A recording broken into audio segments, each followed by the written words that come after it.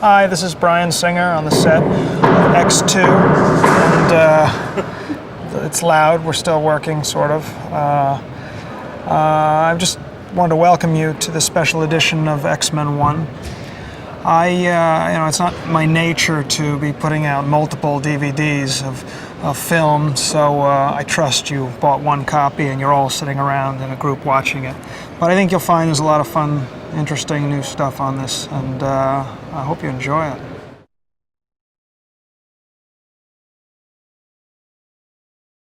Little number for you.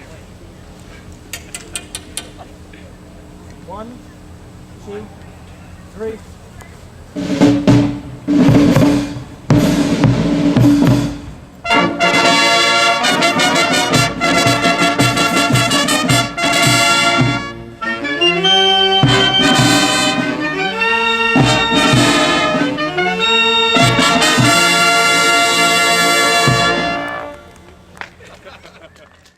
Before we started, even the cameras rolling, I was getting calls from reporters saying, aren't you afraid of doing a comic book movie? You know, nobody's going to do a comic book movie. There had been a couple of dumb ones before.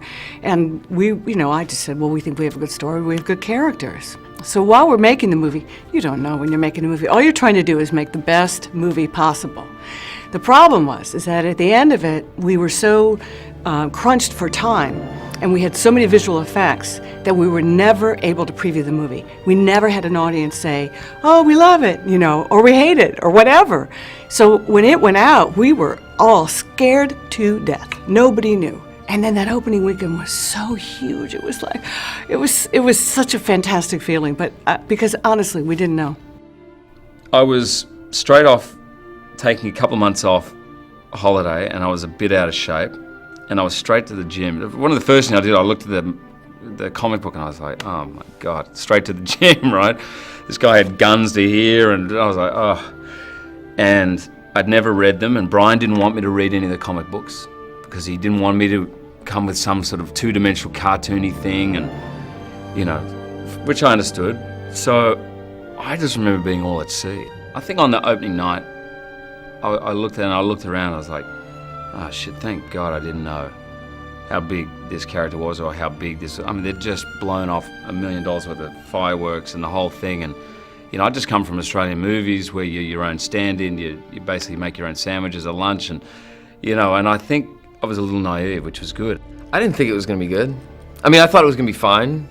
When we wrapped, we honestly were so exhausted after that first movie. It was such a, I think we shot for 5.5 months or something. It was almost 6 months. And, there was it was in the winter of Toronto. It was like miserable. It was miserably cold. It was, we were having to reshoot everything. And it's hard to gauge what the movie's gonna be like, or if it's gonna be a good film, when you're filming this type of movie, because you go in and you shoot maybe 1/4 of a page a day against a green screen or a blue screen or something, and you go, well, hopefully that'll cut together fine. But honestly, I wasn't expecting. I thought it was gonna be fine, but there were so many things that reeked of this movie has problems. We were terrified. We were terrified that we had jumped into this world and we liked it and loved it, and everyone else would think we were complete nuts, that we were geeks, that we were living on a different planet. What were you smoking? There was, for me, with X-Men 1, I suppose about the same sort of pressure as there was 15 years ago when I first walked onto the bridge of the Enterprise. Perhaps a little bit more 15 years ago because I was less experienced in the matters of film and certainly much less confident in Hollywood. And I was more aware of Star Trek than I had been of X-Men, although I read comic books as a child and over the years actually have become quite enthusiastic. I had some unease about it, partly because I felt that one big significant franchise and one iconic character in an actor's lifetime ought to be enough. But it was the comic books initially that excited me. I enjoyed them so much, and the idea of these characters with these extraordinary mutant abilities.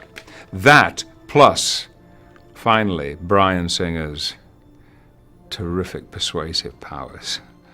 You know, faith in the material, the source material, and faith in Brian as a director and his filmmaking abilities really proved out. And I think as we progressed with the film, went from, you know, the first cut to the second cut, and really the film started to take on a life of its own. By the time we got to the music and scoring, people were really, really excited. The most amazing thing for me, though, I think, was opening day and going out to the Ziegfeld Theater in New York and seeing the lines around the block. And myself and Brian went up and down the line and just started talking to people. They didn't know who we were. And just the reaction and the anticipation of, geez, I hope they did it right. And, you know, of course, then we get nervous. Then as people came out of the theater and they were happy, and you always had the one core X-Men fan who brought the 8 other people to the movie.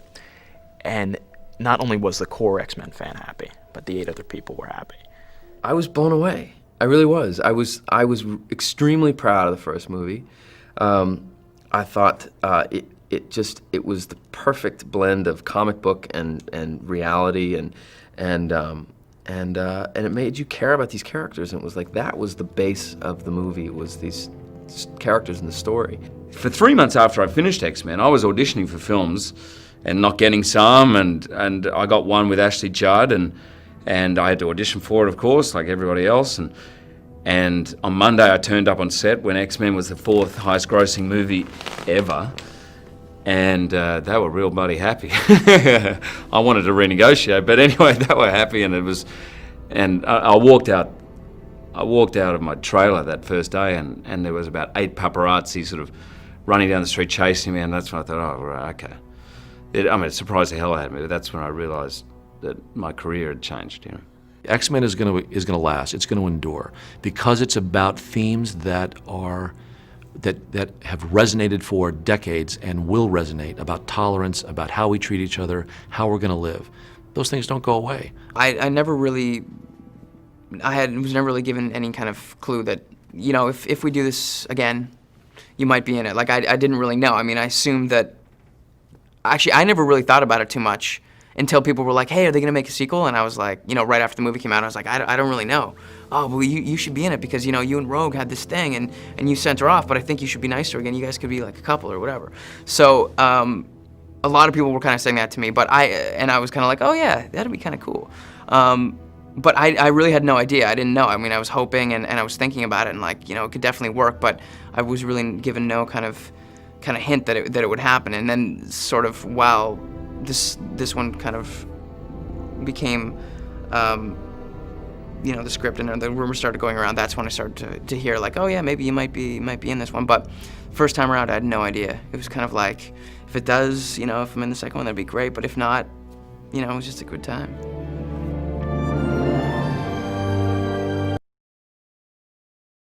Test 22, take 3, A mark. B mark? Yeah. And action. Get out. Where am I supposed to go? Well, I don't know. Get out. You don't know or you don't care. Pick one. Get out.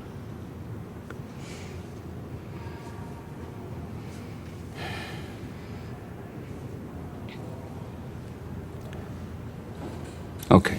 There's a town about 20 miles up.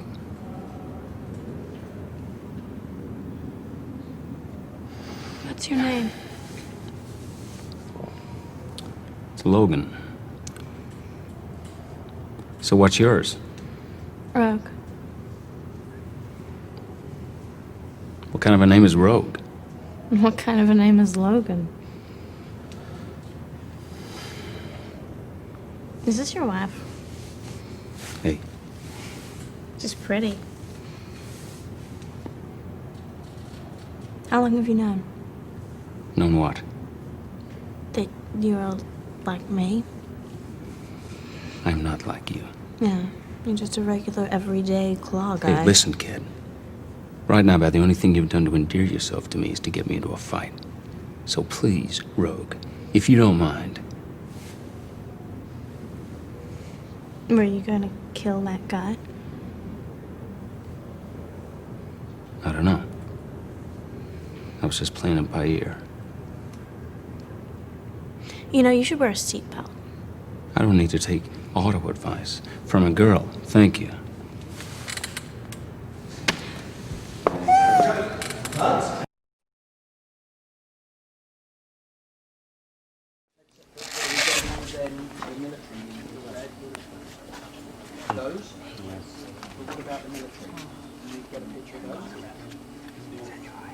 I'm gonna keep this, Hunter. It's okay, it's okay. Oh, I'll just keep this up for now. As long as you can get in there and see. Then you Those Talk? cuffs are gonna be somewhat problematic, I think, because of getting light in the wind, getting light inside to illuminate the eyes. Yeah, yeah. But it's not a matter of, you're never through a lens like that ever going to see it all the time. You have to No, but set getting it any up and light look. to see, and I think he's right. You're going to look inside and it's going to be dark. You won't ever see the eyes. That's was my concern, as I'm seeing them on you, because the rest of your face is quite lit up, but I'm not seeing. So we won't like for them. Well, maybe what we should do is... We'll put them in front of the lights to see where this works. Yeah. And then pull these off and see if there's a way. Wait, ooh, can I put these on? Can I play with everything that's not mine? No. Whoa. I think I'm changing my That looks pretty funny. Maybe what it's got to be is it's got to be some... You see Maybe it's got to be some kind of lens. Okay, I'm just going to point out a suggestion. Maybe it should be instead of metal, like this metal design here, it should be some kind of mylar or glass. Or a screen. Or something that, so when you're looking through, you don't see the eye, but when you, or much, because it's a lens, but light can get through. Yeah, I mean the equivalent of like a pebble glass on a a frosted window kind of thing, and it can have the same three-dimensionality. Let me just take those and I'll give you some light. Yeah, that's what we're but not for today.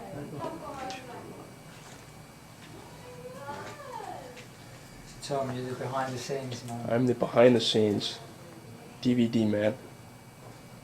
EPK. The EPK.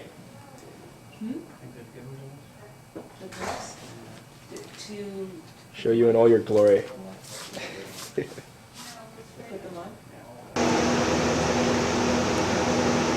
Right, now bring it up towards me. See if you can get over to the other side of the camera. Right, move to your right a little bit.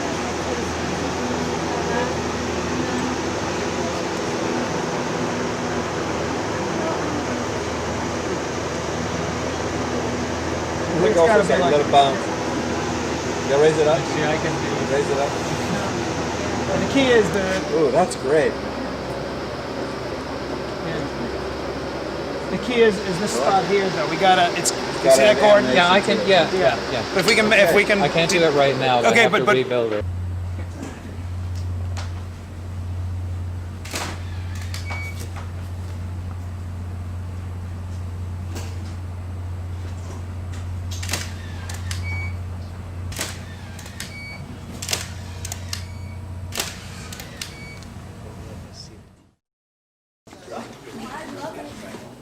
Well done. Do you? I don't. The eyebrows. Is that what you're looking at? It's one of the things we're looking at. I mean, we should put it on film. The one thing that Sandra's pointing out is that to really do it, her eyebrows would have to be bleached first, because otherwise the dark always comes through. So we'll put this on film as a starting point, but clearly, if we said, you know what, white eyebrows are a cool idea, this is not how she would do it. Keep it real low. Okay, don't move your shoulders. Look at me, though. With my head? Turn your head towards me, yeah. Great. Great. Now, turn your shoulders all the way the other way to your left. That's great. Now look back at me. A little more wind, just a touch more wind. Now, Steve, just grab her hand there and guide her back towards me. Thank you. Perfect.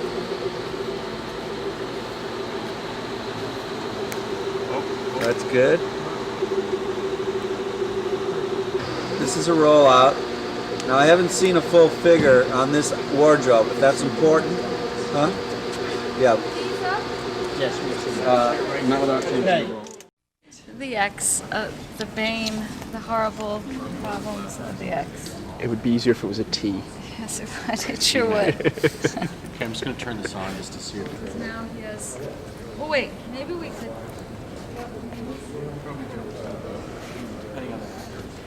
Oh, I see what you're saying. He's got so much stuff.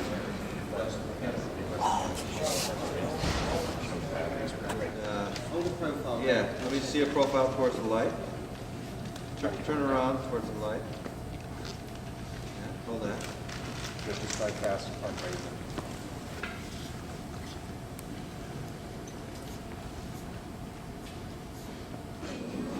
You know, we could fill this in here, but I kind of... I need to see it on Jimmy. Okay. That's the plan, really. He's in land today. Okay. Good. We'll do that. So we will toss some more of those.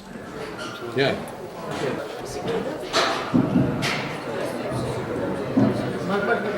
Cool. Yeah.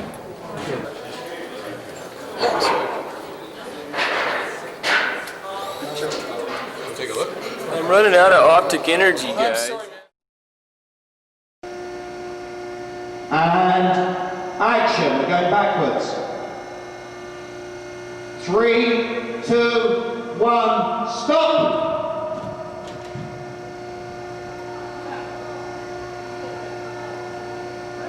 And train!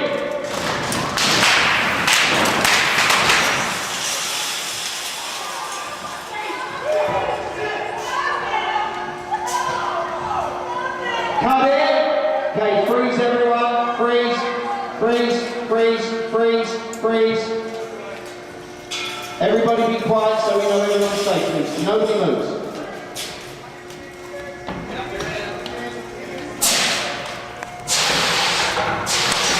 Okay, please be quiet while we make sure everybody is safe.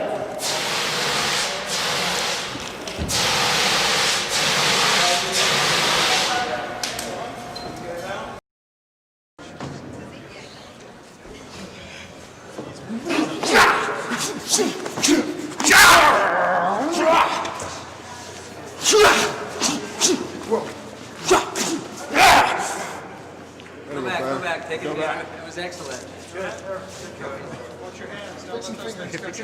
My God, broken fingers. Yo, it's strategy, man. Go from the top.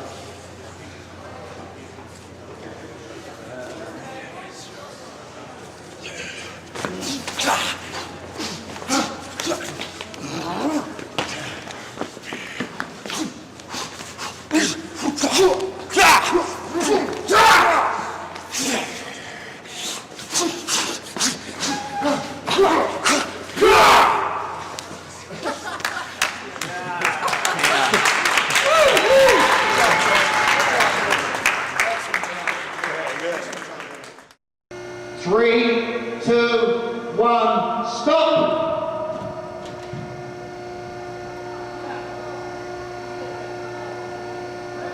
And train!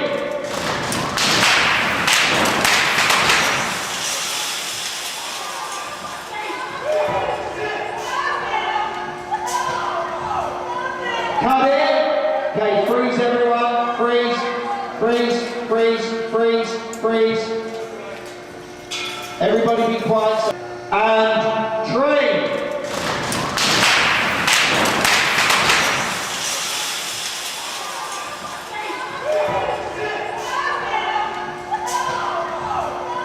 Cut it! Okay, freeze everyone, freeze, freeze, freeze, freeze, freeze. And action, we're going backwards. 3, 2, 1, stop!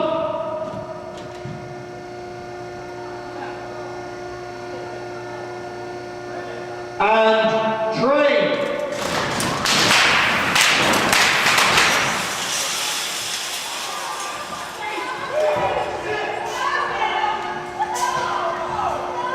Cut it! Okay, freeze everyone, freeze, freeze, freeze, freeze. Everybody be quiet so we know everyone's safe, please. Nobody moves.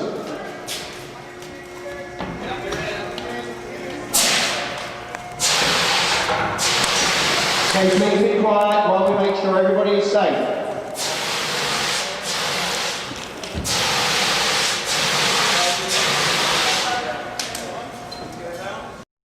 On this film, I more or less went through each of the characters and designed all the elements that each of the characters needed, whether it be wigs, prosthetics, eyes, hands, claws, knives, and all the things that those do and interact in the film. Yeah, Brian had very specific requirements, and he wanted to keep everything as natural as humanly possible. He didn't want to go over the top with anything. So we tried to keep it as realistic as humanly possible. But that's I kind of specialize in that kind of thing. So I was very glad that he wanted to keep it as realistically as possible. Some of the things seem to be a little over the top, but it's only because of the subject matter, I think. I want it to be, yeah, without it being like a cartoon. I want the human, real version of that. No, Jennifer, but that's a style. Well, we used the comic books as much as we possibly could, but Brian wanted to lift it a bit out of the two-dimensional realm and make it a real world situation where these characters may indeed actually exist. I mean, given the fact that actors are actually playing them and not two-dimensional drawings, you have to make the adjustment. If they're not believable as characters, they're just not believable, period. The Wolverine character, his two primary elements are the style of his hair, his sideburns, and his infamous blades that come firing out of his hands. We went through a lot of tests to get the look of Wolverine, because in the comics he ranges from having hair out to here, to having hair almost slicked back, to having the mask, the signature mask, and the wings, which are kind of almost wolf ear-like. So we had to get my hair up into this kind of position where it would still look as though he could walk into a bar and order a drink without everyone sort of staring at him thinking, who is this freak? And also be the signature Wolverine, because he has to have that look. It is so emblematic of the character. And I think what we've come down to now with the look is, particularly with the hair I'm talking about, is a great compromise of being, which is exactly a good metaphor for the movie too, of still being true to the comic, of being a universe that we can still believe in without going, these are a whole lot of freaks, and also being enough into the future to transport us. So we also had to then worry about my facial hair, because with the hair going up and no facial hair, it just looked too clean. It looked too, so would I have stubble? And that didn't work. Wolverine has, in the comics again, it fluctuates from hair starting here and going back to just a little bit of hair. He's wearing very tiny, small hair pieces on his chops here, and we did have some insets in the back of his head that we've since eliminated since his hair's been growing. So in the end, what happened is we have to shave out a little section here, giving you all the secrets now. We shave out a little section, and they place in a little insert which is longer than the rest, which sweeps back to kind of give that feral look. Not like he's a wolf man, but it looks a little bit feral.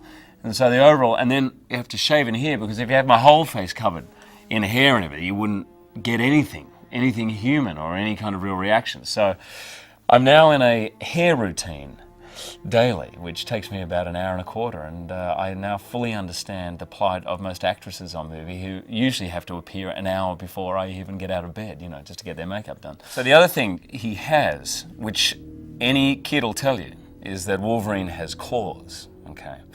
And they are housed in his arms. So his adamantium skeleton is all over his body as it existed. And they've placed in there these three sheaths or claws of metal that are sort of up his forearm. And when he chooses to, particularly when he's angry, he can shook them, that's S-H-O-O-K, out of his fists. So they come out through the skin and come out to about here.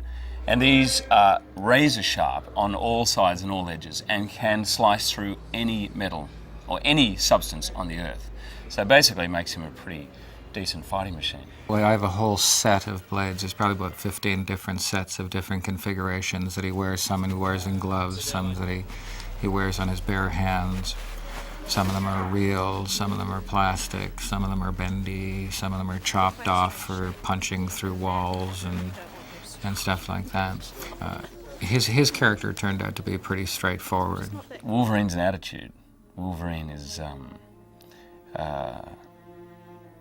Wolverine is a state of mind. It sounds terrible, but it is. The look is 30% of it, and the rest of it is down to in here.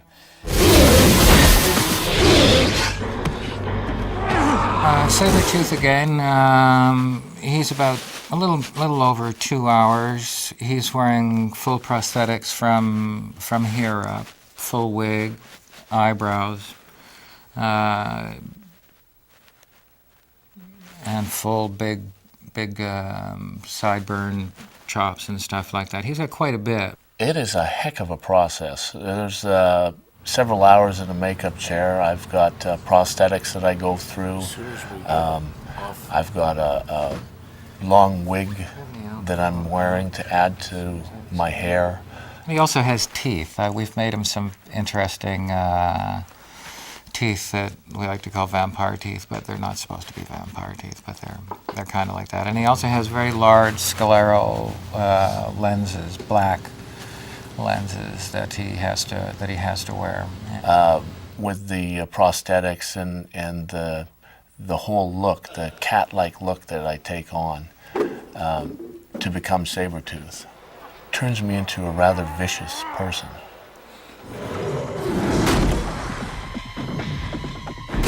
The only real complication with his character is that he himself sweats a lot, so it's because he has a lot of action and stuff like that. But the prosthetics are designed in such a way that it's very easy to just set them back down again. We haven't had to take one off and redo them at any point in time, and he wears his prosthetics an average of 12 to 15 hours a day. You know, people like you are the reason I was afraid to go to school as a child. Mystique is a whole different ball of wax. Mystique is a very elaborate process. She's wearing 17 very large prosthetics and about between 50 and 60 small little prosthetics.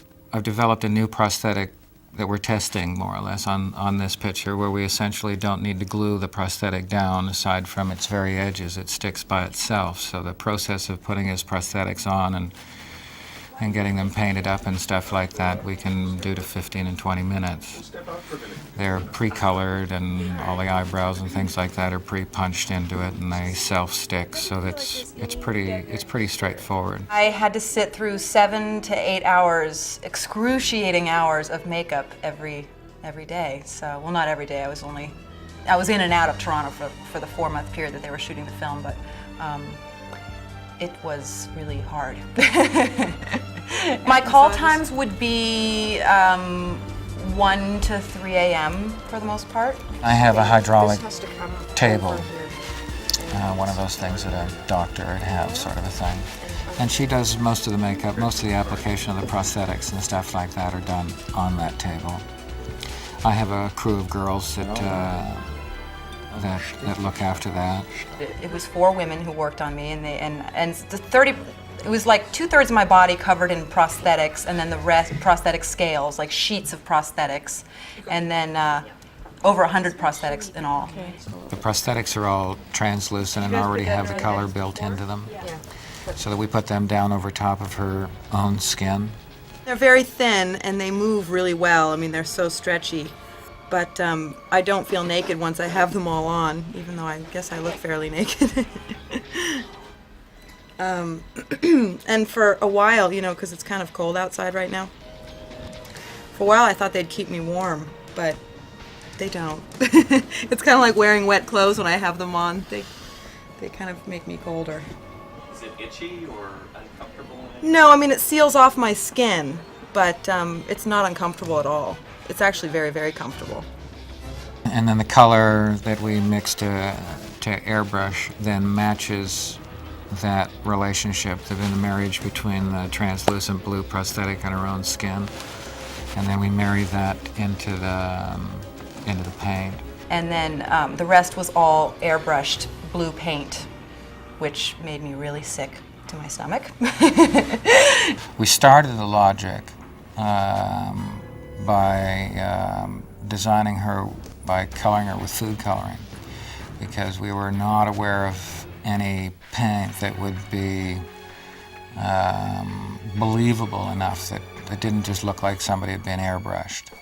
Because we're shooting with the kind of film we're shooting with and stuff like that, any kind of a particle is very, very visible on film. So the illusion was that her skin was blue, not that she was painted blue.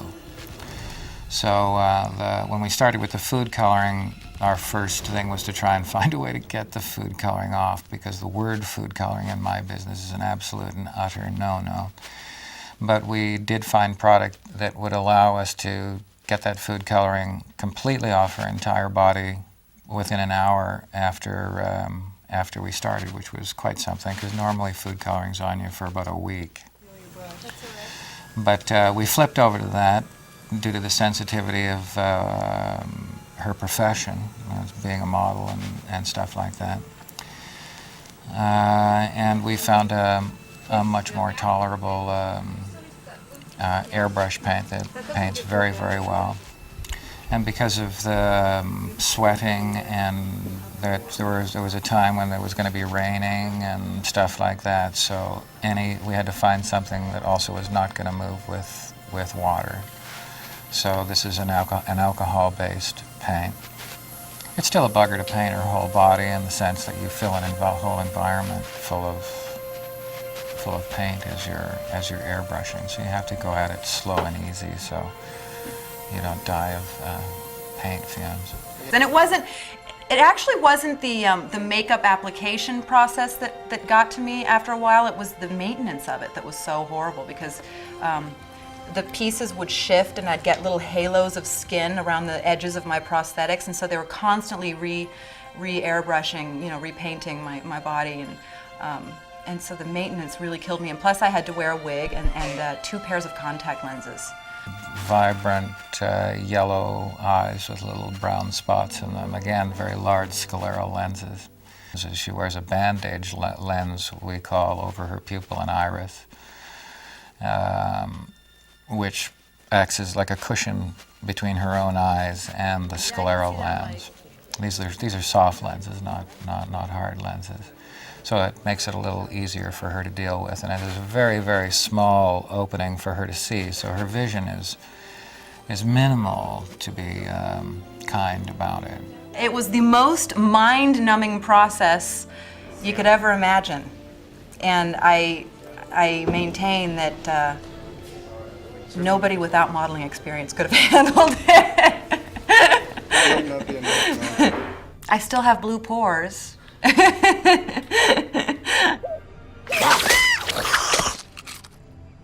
My character, he's got toad features, and skin is green, and my hair has got a green tint to it. Toad Ray, we are using food coloring on, and it works very, very well.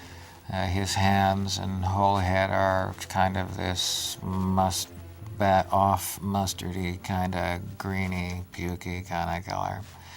And he has a series of little warts or growths on his face that are pre-made that we just glue on. I have dark eyes, black amphibious eyes. I have low receding gums, or low gums with small teeth. Teeth where the gums almost cover 2/3 of his teeth, and he's just got these little tiny bits of teeth poking through the gums, and the gums are kind of a pukey green too, and kind of spotty, and he has a spectacular set of toad eyes, again, full scleral lenses with odd sort of almost heart-shaped, kind of, or teardrop-shaped pupils. Out of all the other guys who do have prosthetics on or makeup, I'm the least in there. You know, out of the guys that have makeup on. So it's, I don't know, total, including hair and everything, maybe half an hour to 45 minutes. So it's pretty good. The only things we have to do with him is when he gets sweaty, we have to touch him down a little bit. But he's very easily maintained. Ah, my brothers. Welcome. Magneto, now I don't know if I'm allowed to say this or not, but we built him a bodysuit to give him Magneto's form. So underneath that magnificent wardrobe is a rather odd-looking bodysuit that gives him his muscular physique.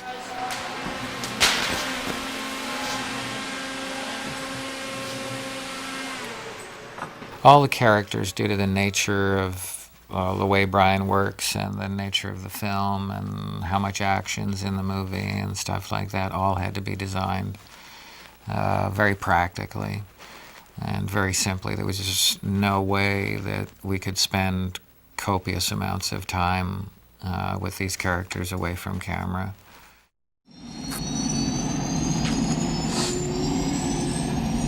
You actually go outside in these things? What would you prefer? Yellow spandex?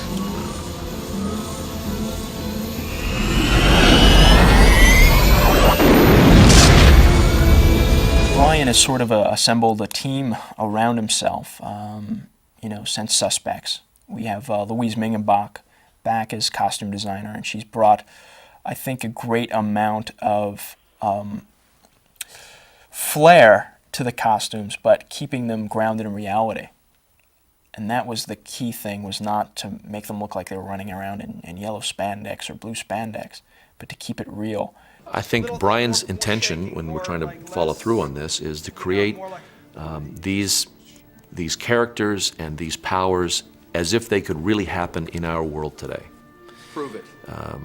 So one of the reasons they don't run around in say, the comic book outfits of a bright yellow bodysuit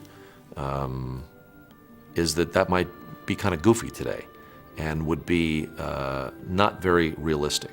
So we've tried to design, from the uniforms to the powers that they have, that these people might yet be among us. It would be very hard to translate the comic book exactly, for when nobody has the bodies of those characters, you know, so there's no way we could look like them. So Brian chose to make us very real and hopefully more relatable. And I think the people that are expecting to see the exact translation may feel a little disappointed or cheated, but I don't really think there was a realistic way to do that and not make it sort of cheesy or very cheap looking. From what I've seen from the comic book, it's definitely sort of a step away from that. The Jean Grey that I'm playing is more elegant. I mean, she is kind of, like I said, she helps Professor Xavier, so she is sort of a doctor who knows a lot about genetics and things, and so we have her wear glasses at times, and it's just sort of a more conservative, classic, elegant look.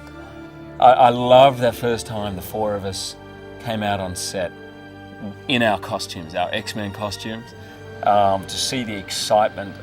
It was about 3 weeks in, and that was one of the first moments that I understood the complete 100% passion of everyone involved in it, because you saw these people who had been working on this for 3 years, had envisioned this. They had been reading the comic books however long, and for them to see the four X-Men as we come out of the water, just about to come up to the Statue of Liberty head, we come out of the water and just take our positions and our marks and look up at the Statue of Liberty, all in our costumes. It was like cut, and everyone goes, right, started cheering, and there was crowds down there. We were down in Hamilton by the water, and to keep the secrecy, we were cloaked, and it was at that moment I thought, this is amazing. These are people's dreams we're living out here, and it was fantastic. It was all leather, so the more you wear it, obviously, the more flexible it gets. but we had to kind of, do you remember the scene in the movie where we approached the Statue of Liberty at the end and we had to kind of hop over the seawall?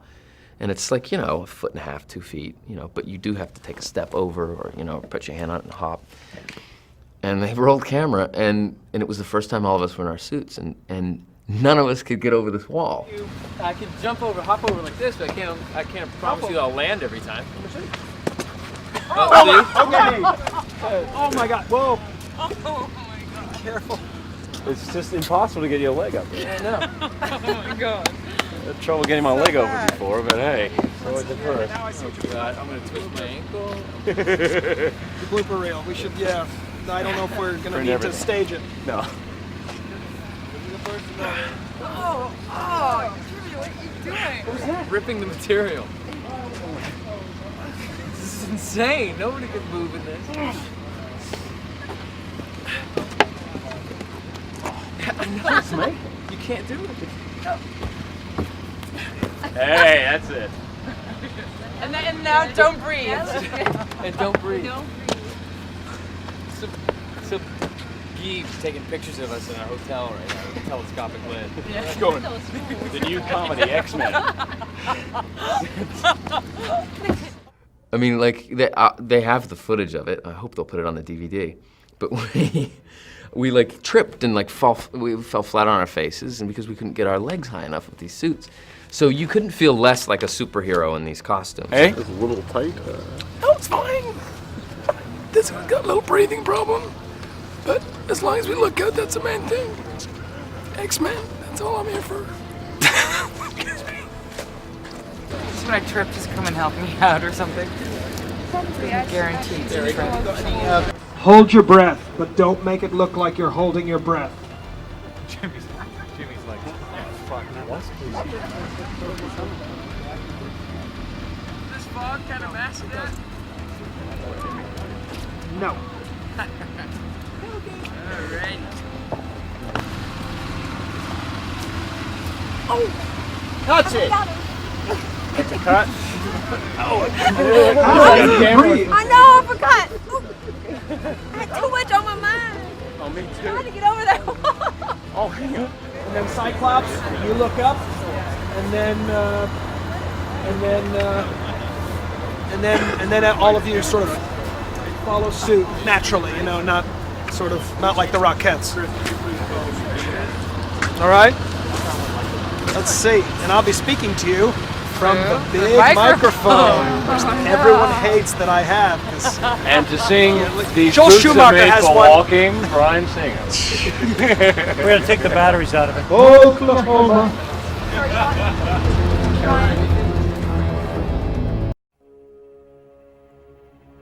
The first time I heard the name was when it dropped from the lips of Lauren Schuler-Donner in her office, several years ago. And indeed, I suppose like the rest of the world, I associated it with another quite well-known show that has X in the title, but I was disabused of that. I think Ian McKellen, is a mutant. I hate to admit it, but I think I'd heard of it, but I hadn't I was not into comics as a kid. The whole thing is new to me, I'm sorry to say. I didn't grow up reading comic books really at all. I knew of it, but it wasn't until I got this film where I really started reading the comics and becoming a big fan, actually. I was thinking of Harrison Ford in Star Wars, thinking, you promise you're going to put the little creatures in afterward. I'm not going to look like an asshole here. So let's just hope we look good. What is a muse? Because I don't really know. I really have never read comic books. As a kid, I never read them. Of course, once I got the part, I thought, oh, whoops, I better start finding out about it. My children enjoyed watching the cartoon on Saturday mornings, and I'd watch it sometimes with them, and I enjoyed it very much. But I didn't completely understand it totally until I did get the role of Sabretooth. I had seen the cartoon on television when I was younger, but I'd never really been a comic book person. but I am now. I don't even have a full copy of the script.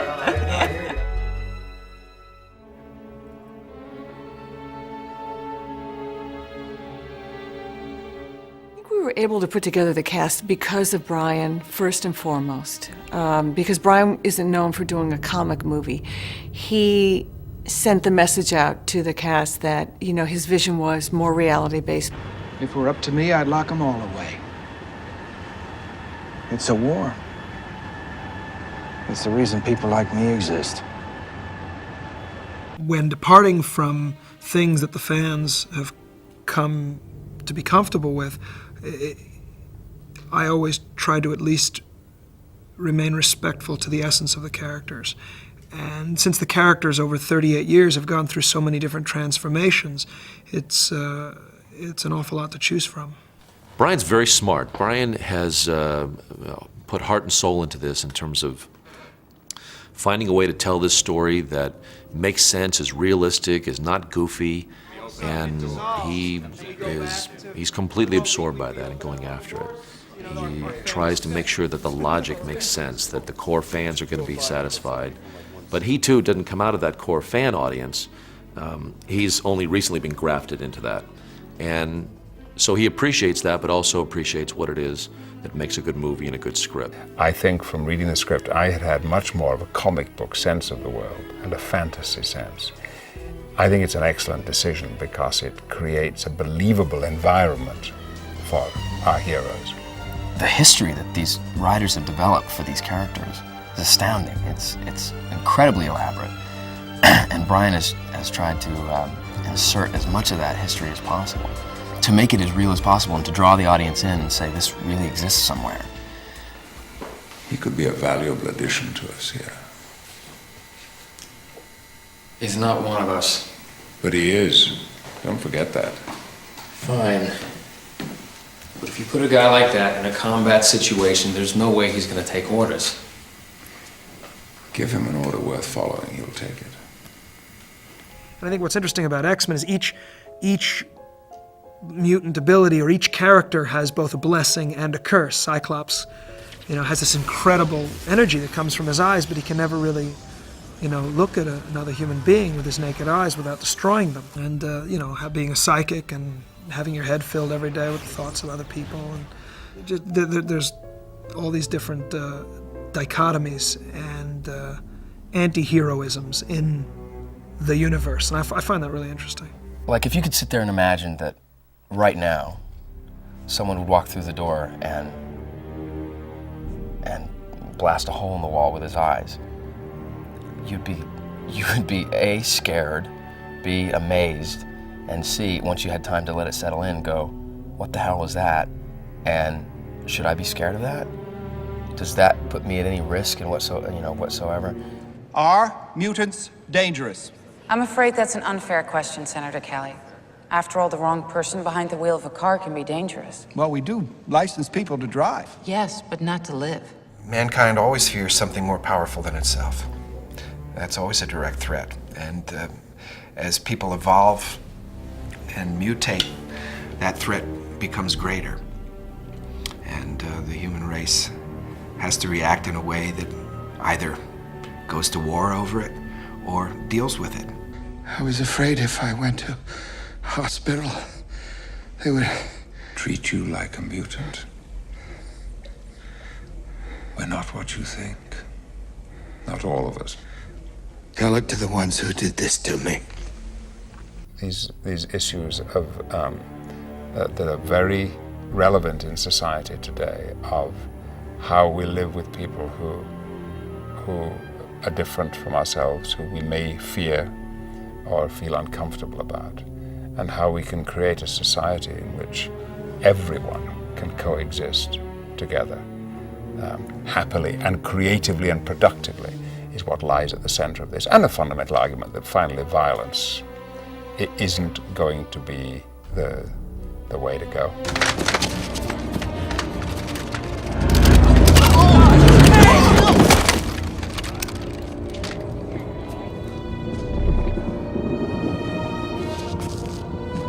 You, Homo sapiens, champions and your guns. That's enough, Eric. Let them go. And I think that's been the particular appeal of this comic strip, that it has taken a fantasy look at what it is like to be considered so unusual by society at large that they're prepared to think of you as less worthy than they are to live. Let them pass that law and they'll have you in chains with a number burned into your forehead. It won't be that way. Then kill me and find out. It's Brian who embraces this Martin Luther King versus Malcolm X approach to the values that are being presented. And I think he's doing a good job at that. Everybody tried to find the most interesting characters among the X-Men, and the ones that were selected, A, were thought to be very interesting, and B, they were characters that worked well together. The first actor that we went to was Sir Ian McKellen. I think Ian McKellen, is a mutant. Being a gay man, I'm often thought to be too dangerous and too unusual, too abnormal to be allowed into society as a whole. And that, therein lies my interest in mutants. But I know, speaking to Marvel Comics, that it's not just gay people who identify with mutants, it's other minorities too, religious minorities, racial minorities. Mankind has always feared what it doesn't understand. Bad laws like your Mutant Registration Act. The intention of the Mutant Registration Act. Intentions!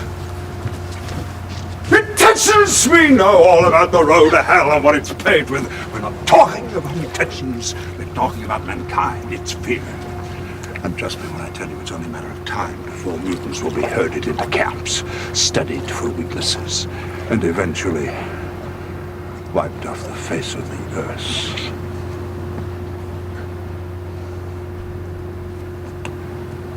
Well, I'm much more giving than that. I simply want to show you, to help you understand.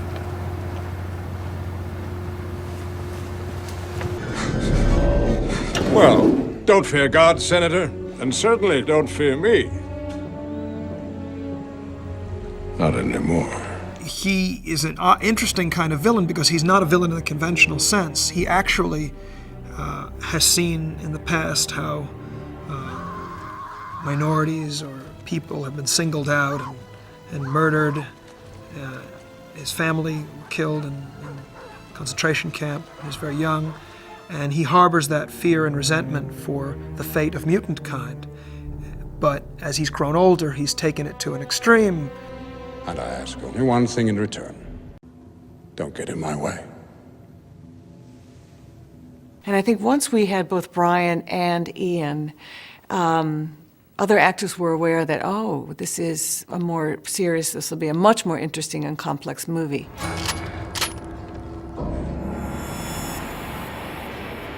Get out of my bar, freak.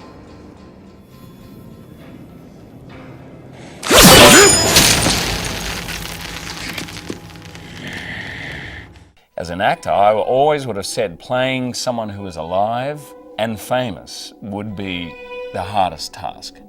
Because everyone can recognize, everyone knows, and if that person is still around, then you've got this huge responsibility. But I have to say, playing someone like Wolverine is equally, if not more, responsibility, because Wolverine is a hero to many people. I mean, he's a real person, he's a real character, and in their imaginations, he is as close to their heart as a family member, you know.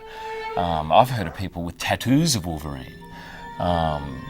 It's quite extraordinary. So it's an honor to play it, really. He's sort of the fan favorite in a lot of ways.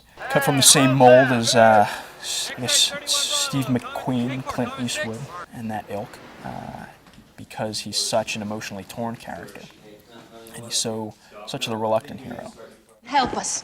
Fight with us. Fight with you, or join the team, be an X-Man. There's a war coming. You sure you're on the right side? At least I've chosen a side. Well, the movie I did before this was The Life of Dorothy Dandridge, and it was all on my shoulders. So this has been a nice departure from that because I get to just be a part of. Sometimes it's nice to, you know, sort of blend in and do your part and go home and not have the weight of the whole production or sometimes the weight of the world on your little shoulders. I've never worked on a movie that, you know, that was so full of special effects and action.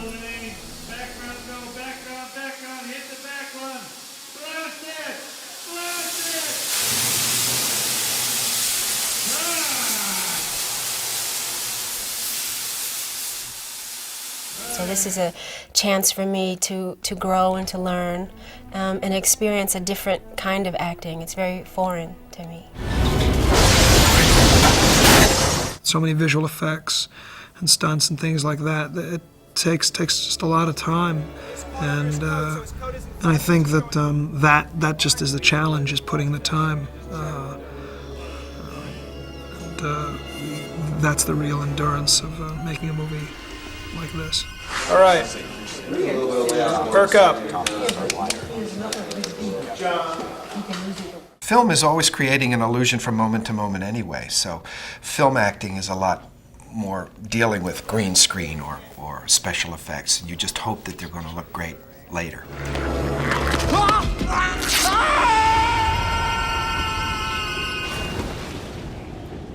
The point, I hope, of these special effects will not be that, Hollywood wizardry is improving and changing with every movie that's made, but rather what amazing talents these mutants have. So that the technology will be believed and fantastic it may be, but believable because these are fantastic characters. You must be Wolverine. That remarkable medal doesn't run through your entire body, does it? One of the first questions I asked about this, is this a special effects movie? And I would definitely say that's not the genre. And from what I've seen cut up, without the special effects, it completely holds. The storytelling is in the characters, it's in the faces, it's in the intentions, it's in why the people are there, why they're striving for what they're striving for.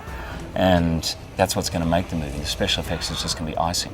It's pure coincidence if I look back into the early days when I first began working in film. There was movies like Life Force I did for Tobe Hooper, which was a science fiction movie. Excalibur, which was fantasy, but which yet again, you know, had special effects in it. And certainly Dune, of course. These things litter my career in such a way that I know people feel that I must be especially attracted to them. That isn't the case. I'm not even a science fiction fan. It's simply the way a career has fallen out. But it is a necessary part of filmmaking of this kind.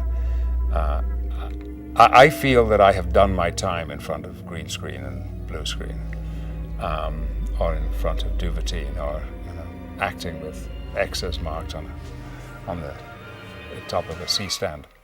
It's frustrating. And I'm afraid, Gene. Knowing he's out there somewhere. I had hoped we'd be much more prepared before it came to this. Let me try. Not yet. When you're ready. I am ready. I know it. I can feel my power expanding all the time. Yet in the Senate hearing... I know. I lost control. I just don't want to see you get hurt.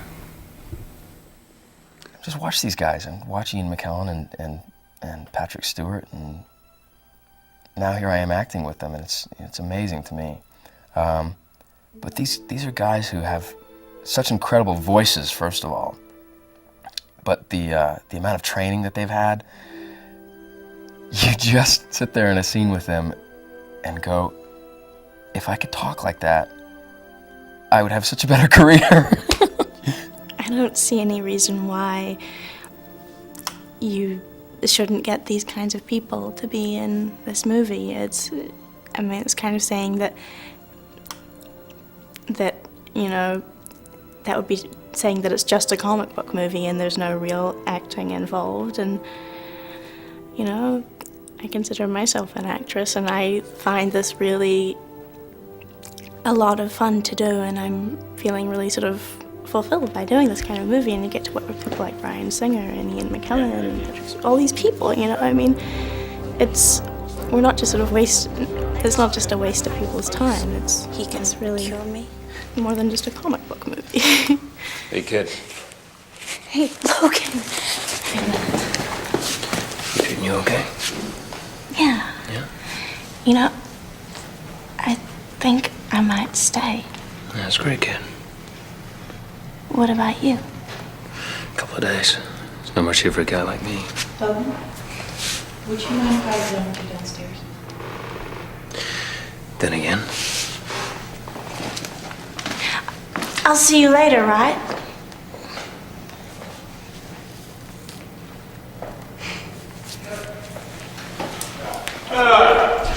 Because it is a bigger budget film, it doesn't have what some lower budget films bring to them, where everybody in 2 days becomes like a family, just because of the fact that there's, you know, the trailers are smaller, or the time in which you have to shoot scenes are shorter, or whatever it is. Because it's expanded over a longer period of time, there's a lot of waiting around in between. It doesn't always make for that same family contact. But in this case, I think we're really lucky with all the people that have been assembled in this film. We too have so many characters to keep track of and pay off, and make sure that their arc and their character makes sense all the way through. And that's it's difficult to do, to give everybody a meaningful role as we get to the end of the plot. But I've had Mystique here keep you company. She takes so many shapes. I actually didn't really feel like a big part of the movie, because I was always kind of isolated in my dark little painting room. Initially, Mystique, you know, she's the poser. I mean, I was hired to be the poser in the movie, so, you know, it wasn't much of a stretch, and also sitting through hours and hours of hair and makeup, I've had to do that before. Mystique was originally the character that, you know, she morphs into other characters. So at the beginning of the scene, she's ta-da, I'm Mystique, and then she morphs into somebody else who does all the action, and then ta-da, I'm Mystique at the end, at the end of the scene. And Fox ended up really loving the image, and so they added a couple fight scenes, and it ended up kind of growing, I think, over the course of the film, of the production. In this film, I barely have to do anything, thank God, because that can be very grueling and difficult. But no, because the character that I play, Jean Grey, because everything happens with her mind, she's really not physically active in any way. I just get slimed once by Toad.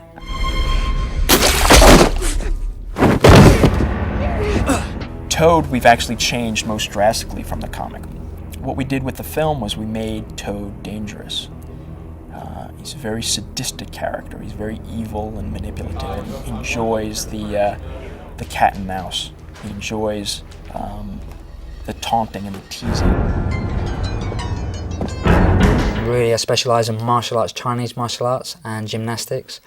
And because of Toad's character, he's very acrobatical, he's very, you know, leaping about, bounding, jumping on walls, bouncing off walls, flipping. He's got very powerful legs.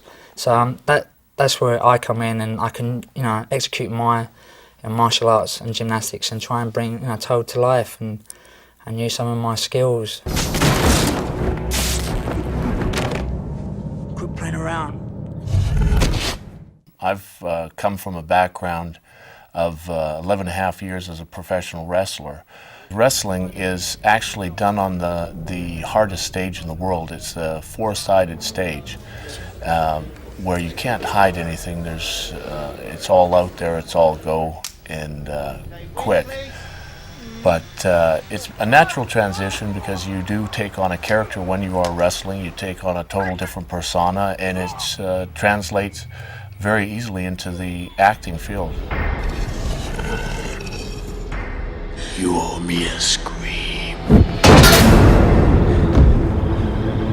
Hey, Bub, I'm not finished with you yet. I think the Star Trek movies that I've worked on are very similar to this movie in a couple of ways. Number one, it's really more about the characters than it is about the action. one of the things that I've said as we market this movie, it's much more like Star Trek than it is like Star Wars. You grow to love the characters. There is some action along the way that'll be fun, but it is the characters that you really want to go see and be with. One thing I was warned from people who've done movies that take a long time and big budget is that, you know, it'll feel a bit piecemeal and you won't feel the whole. And I spoke to a couple of those people since. I said, you know what, I haven't experienced that at all. I feel there's a real sense of ensemble. When we get on and we rehearse together, we do it off stage, we rehearse, we go out together, we chat together, we're very much not hanging out just in our own trailers. It's quite a close group. The X-Men are becoming a team, you know. We now deal with audiences that are so jaded, that have seen just about everything. 12-year-olds talk about films as if they are directors. They know when shots are not, you know, when the continuity is off or whatever. I mean, it's amazing when I overhear these conversations. Everybody's a filmmaker today. So I think it becomes harder and harder to please people. I mean, I think that packaging something in a sort of entertaining and kind of light way, people will go to this movie and have a really good time watching it and get involved in these characters and then come out of it and really be thinking about things. It's such a metaphor for life. You know, sure, this movie is about mutants and they have really cool special powers and that's not really realistic, but what the message is very realistic, and I'm hoping that children and adults alike will be able to translate that into our everyday, you know, layman life.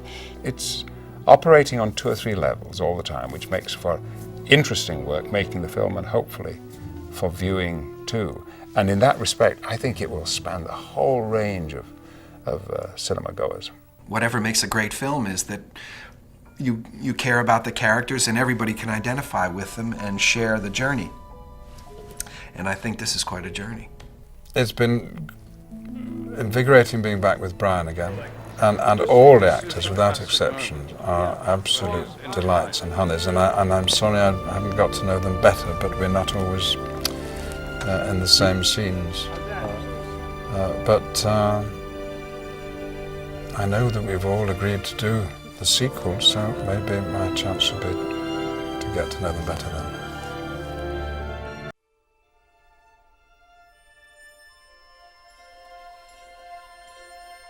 I think a version of the movie could have been done 10 or 15 years ago, but not as sophisticatedly and at a greater cost, I imagine. There are things we can do now with visual effects that couldn't be done a long time ago, and ways we can combine physical human beings, organic creatures, with visual effects, extend things and manipulate things, and that's the real challenge here. We're not creating digital characters, and we're not blowing up many buildings. We're really enhancing physical human beings, and in a way, actual real creatures, real actors, real people. You know, I really think the major responsibility of a visual effects supervisor is to help the director tell the story. Just like production designers and cinematographers, we have to work with the director to make sure that the story the director's trying to tell and the vision that's being conveyed in the movie is unified and works all together to support that. And I don't think most people think of visual effects supervisors as anything more than technicians. I mean, most people think of us as somebody who says, oh no, you can't do that because that's too bright or that's too dark or we'll never be able to put that together, can't do that. And in fact, that's an important part of our job, and that part comes from experience. But the part that's critical to what we do is to be able to creatively come up with ideas for sequences that will tell the story. The object we're photographing today, we hope, shooting, is the interior of the torch of the Statue of Liberty after Magneto has installed his machine in the torch. And he's captured Rogue and placed her in the machine. We previously photographed Rogue in front of a blue screen, acting as if she's captured and held in the machine.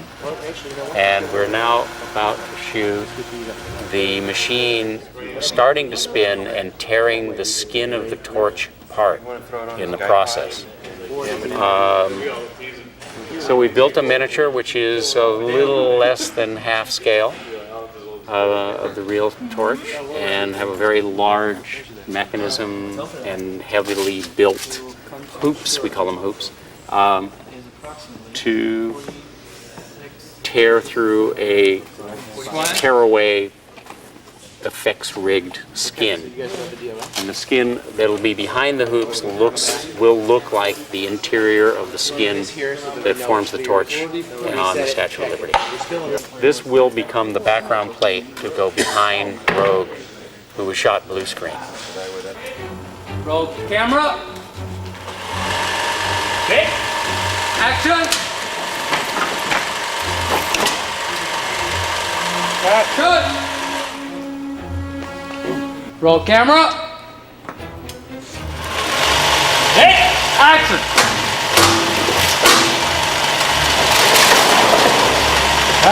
Cut. And play it back. That was weird. What do I play like? Oh, it's kicking off the check your lights. What happened is one of the lamps got bumped and hit that. right on the shower head. But you still, I think you still have some. All we need is. We just have it. Yeah, well, we're at 48 frames, so we might have. That happened right. I mean, I have no idea how that happened. Okay, well, that's fine. That's good. We're good. We are using just about every technique there is available right now, because that's the kind of film it is. It's about the X-Men. The X-Men all have different powers. Storm can control the weather. Cyclops has the beams he shoots from his eyes.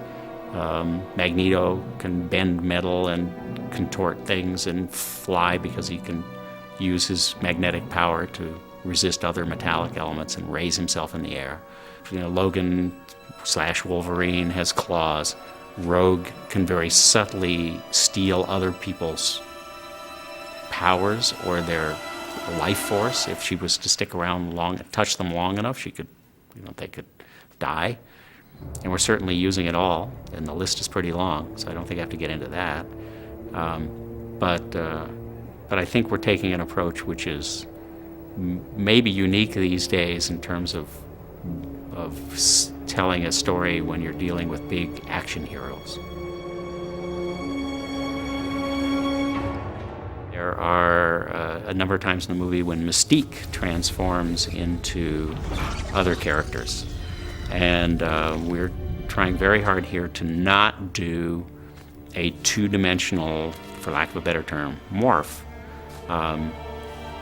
Many morphs, even when they're three-dimensional, look it's not much different than a two-dimensional morph, because you're simply taking one object which is two-dimensional on film and replacing it with another object which is two-dimensional on film. And you can do some strange shape shifts and things to try to give it a 3D feel, but generally, it looks like a morph. A morph is a spatial transformation as opposed to a dissolve, the traditional film technique, which is a temporal transition, it just happens over time. And morphs are spatial, in which two different shapes are brought into congruence so that one shape and the other shape fit together, and then the surface is changed. And it's traditionally done as a two-dimensional technique where you create essentially a mesh that fits over each of the different characters you're doing, and you bring the two meshes into alignment. Then when you animate the two meshes and they're pulling the image together, it looks like you're transitioning from one image to another, but it's only working on the filmed image. It's not working on the image in 3 dimensions. But what we had to do here with Mystique was create an effect, because she grows scales, because she really is Bobby, including his clothes, his wristwatch, his eyeglasses if he had eyeglasses. Whatever he's got on his body is created by Mystique. So, unlike some other films where you may see her transform and she'd still be wearing his clothes, she creates the clothes as well. That's what she can do. So as he walks forward, he has to change in size and shape, in profile to us, and he also has to propagate scales, but these work in 3 dimensions. They come out on the sides of his arms, they come out in the foreground of his arms. So there's a 3D model It has to move in perfect sync with his model. And then his model has to be shape-shifted to match her model. These all have to be brought together. So it's truly, the work is truly being done in 3 dimensions. It's not just working on the film surface. We're creating these people in CG and then using the filmed elements to get us from point A to point B. But in this case, point B is fully CG. The only thing that's not CG at the end of this shot is the hallway. This is our Mystique to Bobby transformation. And here's our database of Bobby. And this is prior to be putting into our track. So this is essentially the effect taking place, our 3D morph. And as we cycle through, only certain pieces of them transform and become Mystique.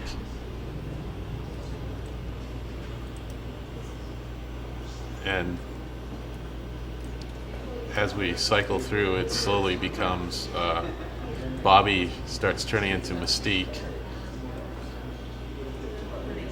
He starts getting different body shape. So this is our 3D database shaded. This is phase 1 of the effect, where we do the actual shape shift. Phase 2 is when we get it into the track, and then we apply her scale animation to it, which is all 3D animated geometry.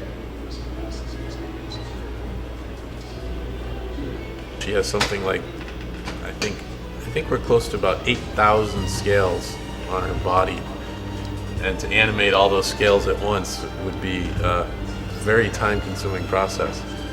So using luminance values that we extract from these maps, which become the texture maps, where it drives a cycle animation on the scales. So basically, as it's wiping down her body, it triggers the animation of the scales just flying out.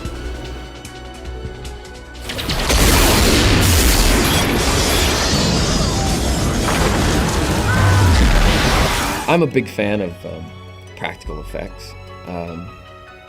You know, CGI I think is cool, but I think if you use it as sparingly as possible and only when you need to. And I was, you know, and they're like, well, but you wouldn't have had an optic blast if it wasn't for CGI. And I was like, no, but you know, but I think it looks cool. I think it was great. I think it was good that he could that there was a range to it. That, you know, that like it could be this concussive beam of force that could blow the roof off of a train station, and also be, you know, razor thin. The beam has the force of a hugely powerful flow of water.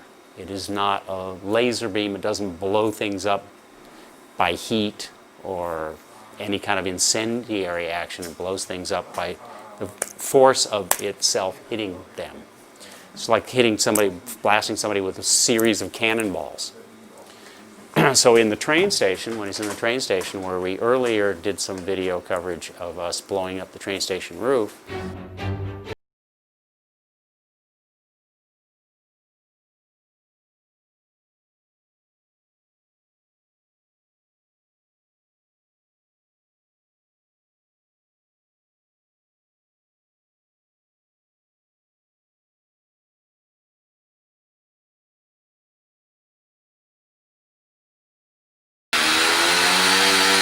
Action!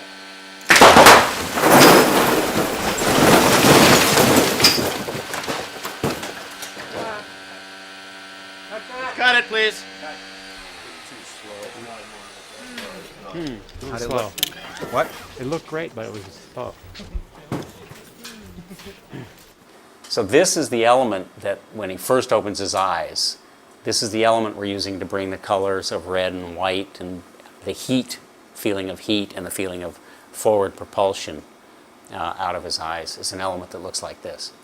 When the element hits the ceiling, when the beam hits the ceiling, it splashes, just like water would splash against the ceiling and spread sideways. So Teresa and Thad built some geometry to create an artificial ceiling, essentially, and then splash with particle animation. Get this kind of a shape.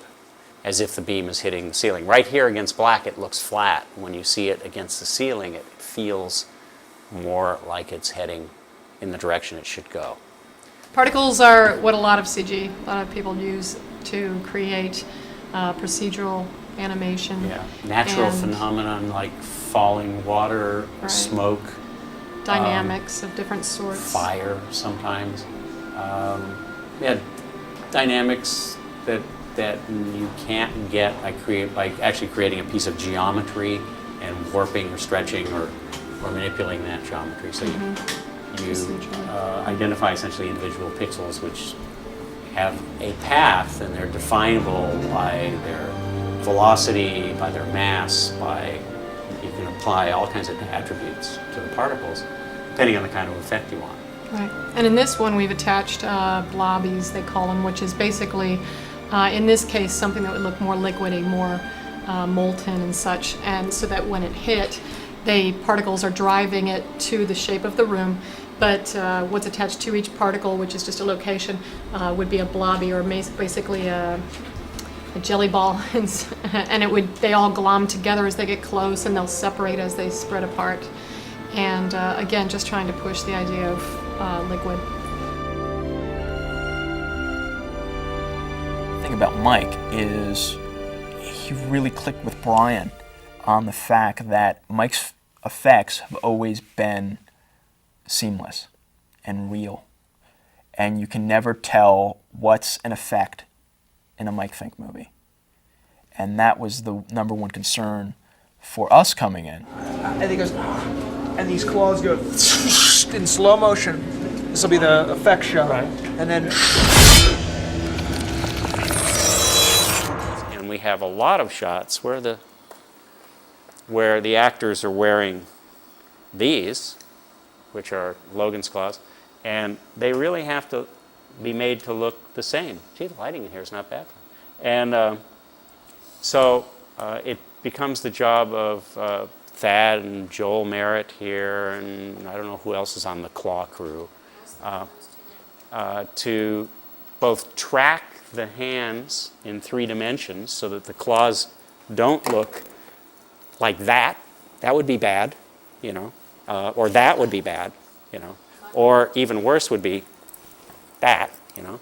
So the claws have to look like they fit on the ends of the knuckles and stay there, stay put. And then they have to match the lighting. And quite a few of the cuts in this film, in this particular sequence, are practical claws intercut with the CG claws. So the lighting and the animation has to be absolutely precise. In this shot, there were practical blade tips already poking out of her back. And he had little stubby blades on here. The shot was never originally meant to show the retraction. The retraction was going to be off screen. So what Teresa and Jamie and Thad and whoever else worked on this shot did, it's a real effort, was to remove the practical blade tips that stuck out of the back and replace them with these CG ones that retract, animate the blades retracting into Logan's fist here, and animate a displacement down Logan's arm so you felt that the blades are running through. If you see this on film, you can see this much more clearly. So as the blades retract, you see that displacement run down the arm, and you get a real sense of that motion back. Without seeing that on the arm, you almost don't see it move because of how it works. So it took quite a bit of back and forth to get that animation to work right and get the timing right, because his motion, he makes a little recoil motion so you really know when you have to start the retraction. But as you can see, it's almost 2 beats. He goes, and then it's like 2 beats. So you have to make all of that work with Hugh's acting. And then, of course, light it and do all the things you have to do to make it look like it belongs in the scene. I love to be challenged on a film. I love the excitement of being presented with Mike, we need to shoot this, and how do we do it, and coming up with a way to shoot it that works for the film. And this film certainly has its share of major challenges on a daily basis.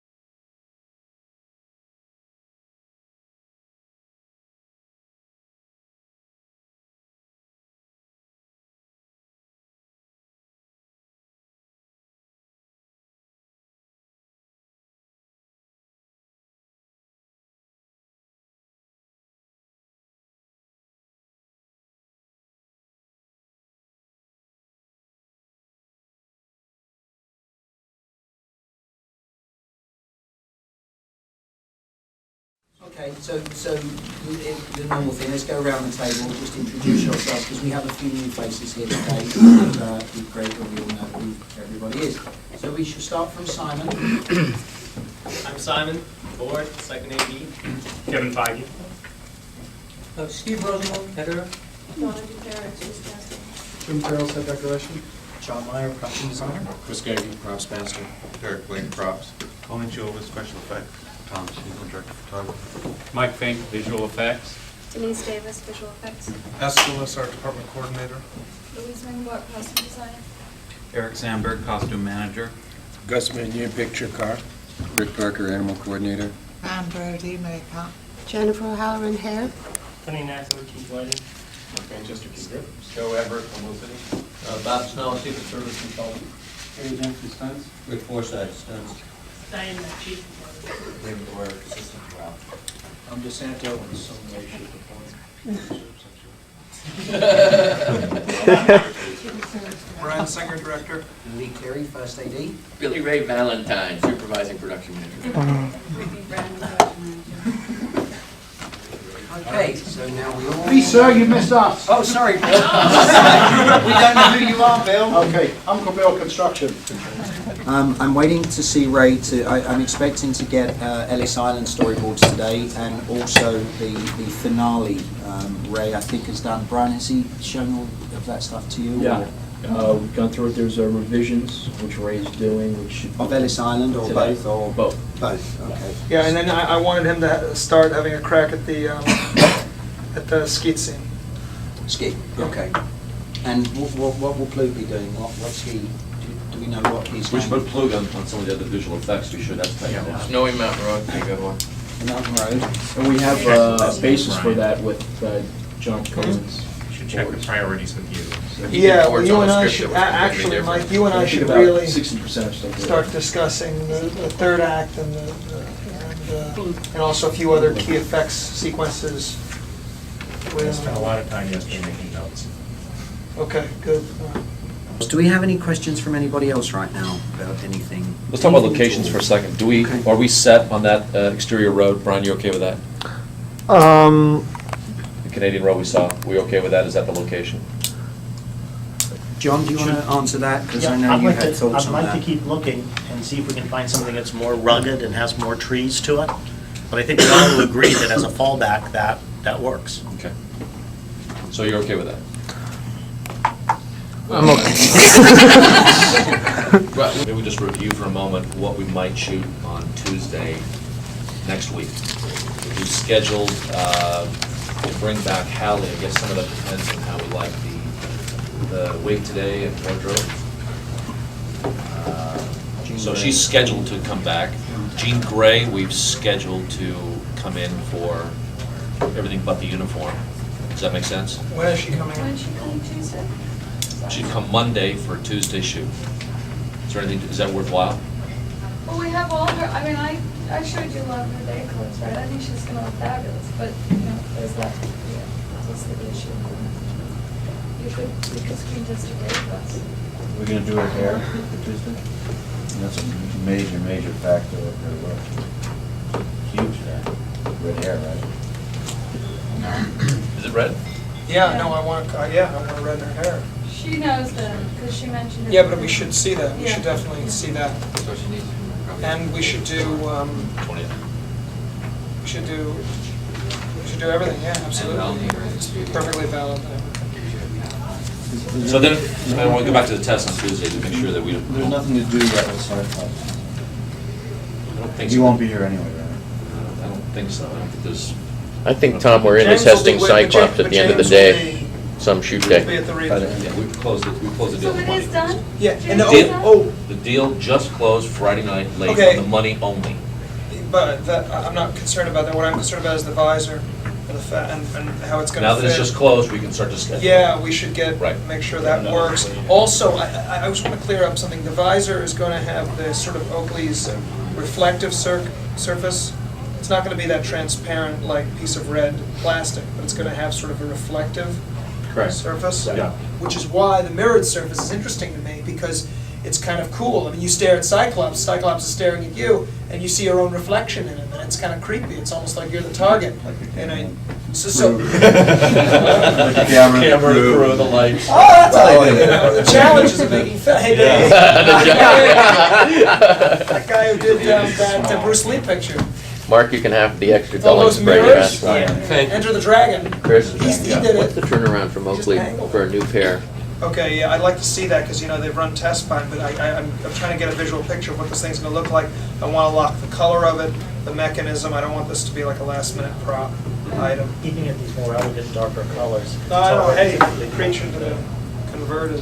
Why don't we? Some Tom said, it was him. He said he was trying to uphold the lore. I'm upholding the lore. But They want me to try some muted samples to show you. I'm going to change Magneto's name back to Eric. Is that okay? Yeah. Okay with everybody? Yeah. Oh no. Jason. There goes his car card. What? We're gonna have to do this thing for part. So his name from this, I'm Yeah. going to change. So if it's on the script, it all of a sudden says Eric Lensher, just nobody freak out. You know, this is the last minute. We'll change everyone's name. We start the way every 4th of July movie should start, in a fun little place called Auschwitz. We start with Magneto's origin. We've shot this scene already. I'm going to hop over to 30 years later, 40 years later almost, to Kenya for Storm's origin, where her powers surface and she almost destroys her village. Light is below her, and above her, and along the edge. So it just goes on forever. That door will be closed, and if it goes somewhere else. This is the map room, which gives you the ready room. We'll redress it for the ready room. So the uniforms will be hanging here.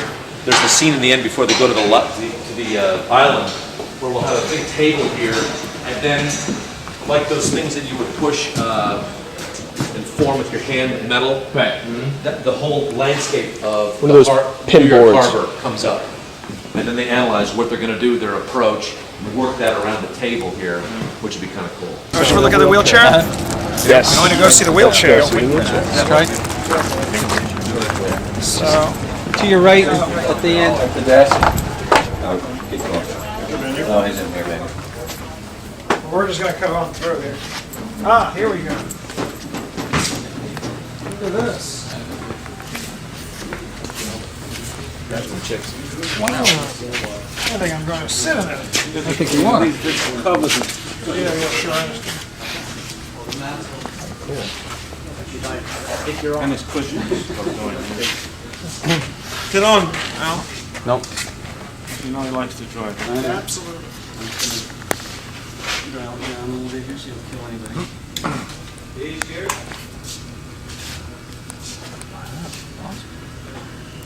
That's not awesome. That's more dangerous than anything. The chair is not dangerous, it's the driver. It's, well, yeah, that's what I meant. We have Jean Grey addressing the Senate on mutation as sort of a DNA sequence, which we do of evolution and mutation. Here's some of the early stuff. These aren't the finished costumes on the wall. These are actually stuff from about, I'd say about 4 months ago. So they won't, when you see them on screen, they'll be different. This is the look we have going for Sabretooth, which actor by the name of Tyler Mane, who's 7'2". He's ex-wrestler, and our prosthetics guy couldn't be happier. So the blue then, this is the actual blue, or it's going to be a little different from the tile? It'll be a little different from the tile. This is close to it, but like doing your bathroom, when the tiles are close together, if anything slips out, instead of seeing plywood behind it, it'll be this color, but it'll be the other way. And there's an elevator that goes up to the X mansion, which will duplicate, I think, probably at Capsaloma, the local mansion. And so you can see, going up and down. And that's like Star Trek, the doors are closed, go anywhere. Right, and there's X's. Yep, lots of X there, right? everywhere. Well, the thing is, May not be good. when you're doing overs, Well, that's a whole other issue, yeah. When you're doing overs, you oh, when you're doing an over, you've got this in the corner. You've got this architecture in the corner of the frame. Just a second.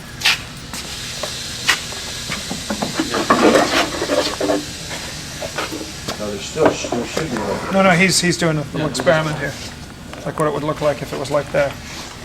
Wanna take a look at that? Hold on. And then you still probably want to put something here, right? Not necessarily. No. Wheelchairs don't really have headrests. Right. Airplane seats have headrests.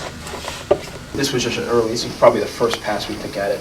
I just realized it came up too high, and it didn't cover his ears completely. This is sort of the crux of the movie, which is,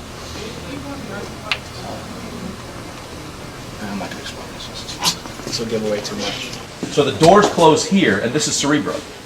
So what'll happen is, you'll see, down this long hallway, you'll be able to see our guys walk and talk, come up to here, doors open, whoosh, come around the other side, and now we'll be in another set, in another place with the same ring, and you'll walk into Cerebro. This looks pretty cool and pretty easy. Nice. All these walls float. Wow. There's nothing holding them up. They're all suspended from all of, you can see all of this scaffolding here, they're all suspended from the side. That's why we got this enormous rig. But the sort of bonus of that is, it's a rig for the lighting. Now they just got to clamp, they can clamp the lights on as they go. Well, maybe we could, I think it should be right there. yeah, I tend to agree. Otherwise, it looks like he has a neck injury. I think that's the- Yeah, and it also looks too cockpitty and too, like it, so. There really isn't a time in the film anymore where we just see the wheelchair without Xavier. He's always in it. Yeah, it's really, and I like the idea of his ball. Otherwise, we can't get a shot of the back of his head, and it's always there's none of. Yeah, I think this is good. What do you think? But this width, the width it would be, which is a little wider. There may be one. Or No. this width. That width seems nice. That width seems nice. It's more elegant. Yeah. Yeah, this is it. Magneto's lair. Camera coming through here. Oh, I love this. When Sabretooth is walking through, Too bad I don't have a little boy who I can be a hero with. you can show him the video. Stainless steel pieces covered. You know, my dad. There's a waterfall going down the back of that. And then we can view. It's cool. I mean, you can just see it easily even doing this, where you can see. Yeah. Yeah, you can. So his desk will sit about where the crane is.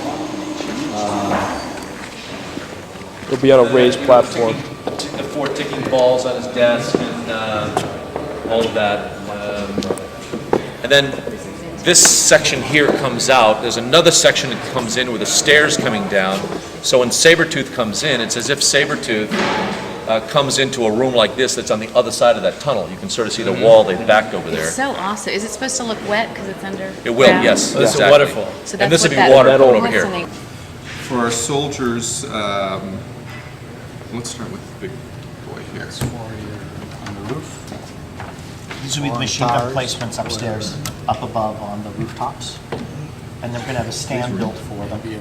But this is what we're planning on using for when the guards hit the kid. Oh, absolutely. Yeah. Because this is. So. Are these real guns or are they mock guns? That's a real one. That's a fake. It's hard to tell. You know, it's all the same stuff. I mean, really, It's that same stainless, so it'll give this the reflective quality of it and the Yeah. richness of it. Yeah. Will be awesome. John's done a great job on this, John Myers. what is that? Just a layer they put on there? You got to protect it. No, but the stainless is just like a sheet. Yeah. I mean, it's like they cover it like. Yeah. Now this is what that. That's what the kids saw. This is what the on kids the saw. internet. You saw laser. They went out to funny. our place in the exterior force clearing, and some kid saw him digging and came over and asked the workman, and somebody said something about X-Men. The kid's all over it. The kid comes back after the workmen are gone, lifts up the tarp, goes past the yellow tape, and looks inside of a box, and he sees this. Laser, they're putting a laser in there. There's a huge dish and a thing and a button in it. Yeah. No, that's cool. It's really is. cool. And what is it? Just the name of the company? Yeah, that, yeah, exactly. That's the good Checking under the misinformation tarp. that you want. It's like, oh, there's a laser. We got to find out what this laser thing is. The train station, I think that police would have this shotgun. Shotgun. Probably not this shotgun. Okay, no problem. They would probably not have anything like this. They would probably have guns Keep it more like classic. this. Yeah. Yeah. They'd have Glocks. Well, this is And what maybe we were. this. Glocks are now pretty standard police. Here. Fine, then they'd have this. So these things in midair. Like that.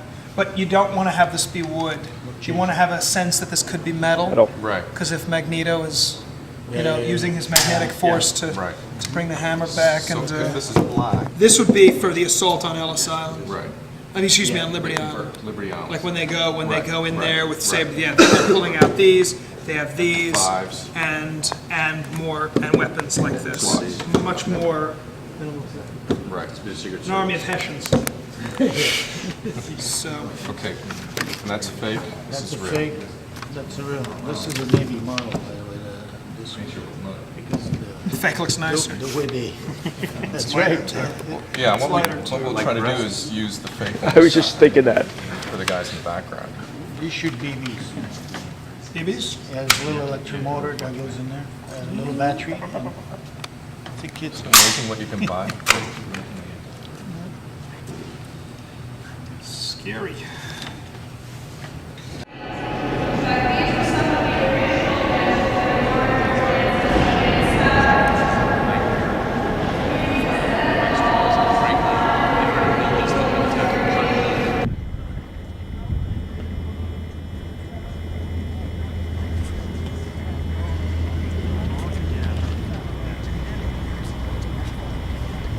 You know, in the Secret Service, so there's all this running that's going on, and everybody's, you know, making their way inside and trying to cover themselves or whatnot. And you got all this action, at least, to intercut with the boats heading out towards Liberty. Oh, you know, there'll be helicopters coming, all kinds of stuff. So, John? It's just beautiful. I mean, look at this. And The way Ellis Island connects with the bridge, which connects with this, which connects with the city. It's like really nice. Yeah. That's kind of nice. I like that. The human element is here of the people, but the limos, there's no human beings, so it's sort of they're limousines. You'd see them go by, and then you'd see them go there, and the next shot you really want to see is again the human element, which is the actual leaders, with, you know, as they walk past the procession. But here you always have the New Yorkers, who are all New Jerseyans. Who are all, Brian, how do you feel about shooting at twilight? well, definitely, absolutely. Then you'll see the everything. city will be gorgeous. I Yes, mean, it it'll be will. golden, and you know, and then you can cut the closest of people and families again. And I'm saying we were going to do that at Battery Park. But now I'm thinking, let's say that view for that shot that we budgeted outside the apartment, Mike. You know, the kid who's in Manhattan apartment, he looks out and the camera goes right through the window, and then save this for the people, because it's almost not a very secure journey for the limousines, and this one perhaps is, and because as I said, yeah, you're gonna see those limos for not that long, and the shot of the limos that I think is impressive is the limos going over the bridge, like a shot of, you know, coming above, you know.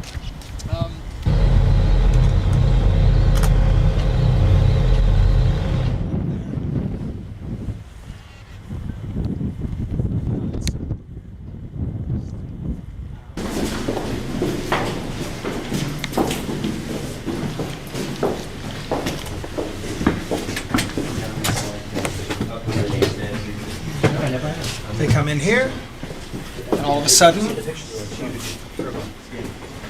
voila! They're in a museum, and there's the exhibit. And there's the life-size statue. There you go. I mean, think this is it.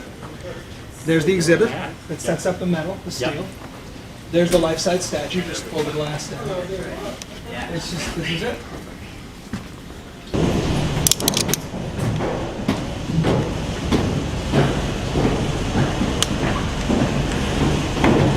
And then Sabretooth, when he climbs up through the arm and out the torch, the hole, the open hole, and grabs Logan by the leg.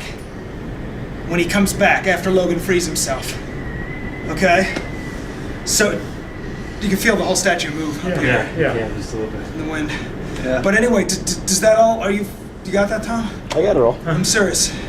That should be what happens. So, but now we have to figure out how to inexpensively replicate a conflict inside the inner structure, because if you can sell it with one plate, with 2 points of view, and then a facade with some girders, They just go you can tight. sell their whole You action. have to build. Can you get up a sec? Yeah. I just want to see if I can get a shot of the torch. for what's her name? Spacey's manager, Joanne Horowitz.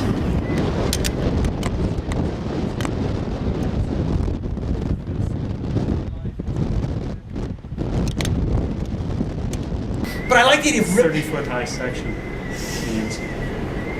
How wide? To do a pan down or to put it within a plate? You need enough to cover their action, or else we get into blue screen. And you need an exterior facade to show where Logan's climbing down when Sabretooth first jumps him and then plows him into the statue. And we need to create a story device or some way to cut into the statue. This is probably against my better judgment, but we're going to now sign off on the budget. Don't say that. You're excited about it. You're excited? You believe No, in the budget? I believe in the Of budget. course we believe in the budget. At this moment, I feel excited about it. At this moment. Now until the end. Hold on. Signing the budget. We got it. Here we go. All right. That's not really. Sammy, please You want to hold this? send Want to money. hold this? Did it say Want to hold this? Brian? Alan Smithy doesn't count, Brian. Why did you sign David? When Bill Murray in Stripes. Which is, where am I signing? Send Just initial. Just Put your initial right here. initials next to ours. On the next page. And then The one more online this is the schedule that matches everything else. Up at It's the right top. there. You wanna do that? Yeah. The ceremony. Here you go. That's it. There we go. We're making a movie. Congratulations. Congratulations to you. We, Thank you. Long time coming. Yeah. Good. The scene we're having tonight, I'll be over there in a minute. Those people are not very good anyway, so... Okay, now, the scene we are doing tonight, we're obviously at the United Nations function. We will begin the evening by everybody will be down on the grass here, milling around with champagne and stuff to eat. People will be announced as they come in, the King and Queen of Sweden, the Queen of England, oh, she's not here, but a bunch of people will be introduced, and you should take a look at them. If you're already in the party here, you should take a look over and you know, acknowledge that there are some very important people here. So now, let's start Where are you two from? Are you the King and Queen of New Jersey? I think so. Is that the, You know what we really need? how you holding up? Okay. Now, can we run the whole thing in one, or we have to wait for the light of... I can't do the fireworks and then do the big light thing all in the same thing. Okay, so, yeah. fine. So we'll do fireworks up to when the Secretary General just smiles and turns around. What's that? Turns around. Maximize time and camera. He's a young director and inexperienced, I suppose you'd have to say. This is what, his third movie, certainly his biggest in terms of budget. What he has more than most film directors is taste. He knows what he likes when he sees it. I wouldn't put him high in the articulate lists of being able to describe exactly what he wants. But you know, those sort of directors are often very boring, the directors who know best. Brian doesn't know best, but when he sees it, he recognizes it. And at that point, he does know best. And I trust his judgment in matters of taste above almost every film director I've worked with.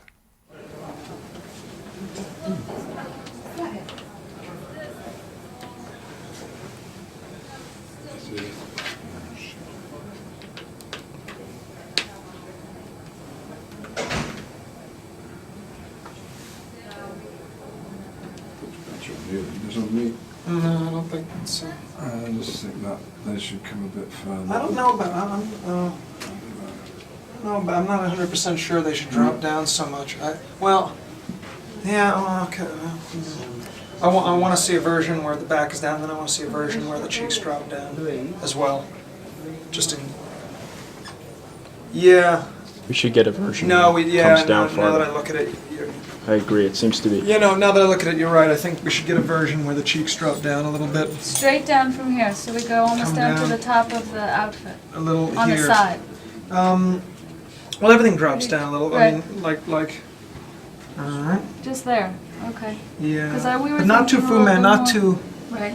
Okay. hanging, Right. and then this come A little straighter. more, and a little straighter, so Straighter. his head looks more Right. powerful and less angular. Right. Regular. Regular. Regular or regular? Regular. And we're going to, Brian, we're having this re-airbrushed, not this one, but another version of it, where we can maybe bring out the highlights a little bit, Yeah. bring out the lowlights, maybe do a little bit more Shadowing. Shadowing. 'Cause Yeah. I think it could be Now I'm wondering more- is can we make, instead of paint this dull, can we make it more metallic and more reflective? Yes, Maybe absolutely. actually. But is that going to be a problem for your green screen? That I don't know. We'll have Right. to find that out. Yes. But so we have a version, one side no, one side yes, but we could absolutely do one where it's really bright. That might be nice. And we could Try one. actually do where maybe to go along with this detail, you could do the touches of here really bright silver. You know what I mean? So where the highlights, the cheekbones, and the top of the thing could be more really not so Well, satin finish and more. Yeah. I That'd don't want to be pretty. careful. It doesn't look too much like a car. Like car. You know. Like, Yes. Like. Also, shouldn't there be that device on here? What No. device? No. There was always those little horns. Classic sort of. But that's what I think we gave you with Magneto this. This was our, I thought, a nice version of that device. Yeah, because Magneto's helmet's actually the traditional comic book helmet's a bucket basically with an emblem on it, and this is this now the piece is the emblem. But does the head look too small for the big body?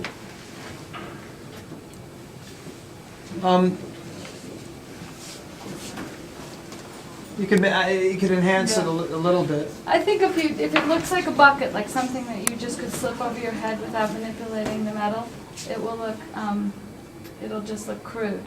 Watching what he gets to in each scene is sometimes an arduous journey, but always great and a great surprise by the time we're finished shooting at the end of the day. All right, Logan is about to put the claws through his body. He's thinking about it. And we're going. Pop! Logan! Get ready. And we're going to do that again. Some people prepare yourself and pop! And here's I think you have a great opportunity here to talk about the journey of somebody who reads people's thoughts. Like that, you're dealing with the most profound thing. What kind of life does someone live when they can look into people's minds? Yeah, but just be careful that the story has to, if he's got to keep Wolverine's attention, it has to be about Magneto. Who is Magneto and what their relationship was. But it's also about Logan. It's about his journey too. That's what he's. And it's also it's about like it's about. That's where we did the rehearsal from, sir. Yes. I know how you feel. Right. What's it like when you cut yourself and all your friends run away screaming and you just heal? What's it like when you realize you're not aging? What's it like when people put things in your bodies like this? I mean, here he wants to say, I was scared. And it's also the motivation for why he's even created the school. He felt alone and afraid and confused. Sure. And he didn't know what was going on. Sure. It's just I was frightened and alone. And you hear some commotion, so you turn around. You turn around like this. Like this. As you turn around to look, Toad, literally, is that the wall? Yep. That's the wall there. Toad is going to leap up on the wall right behind you. You don't see this. On the wall, and go whoop, right out of frame. How'd you like those twisting? Like, you know, to twist the...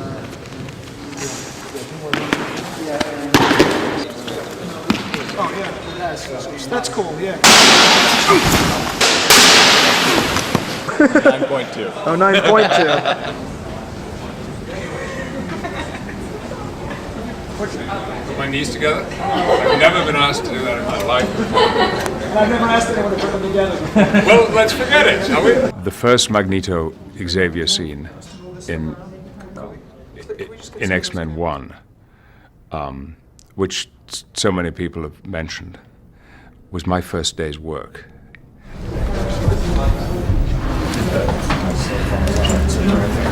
Action! And it was very, very strange. I didn't feel absolutely rooted in who I was. Ian and I had not had an opportunity to really examine this historic relationship. I was still, you know, not entirely comfortable with the wheelchair.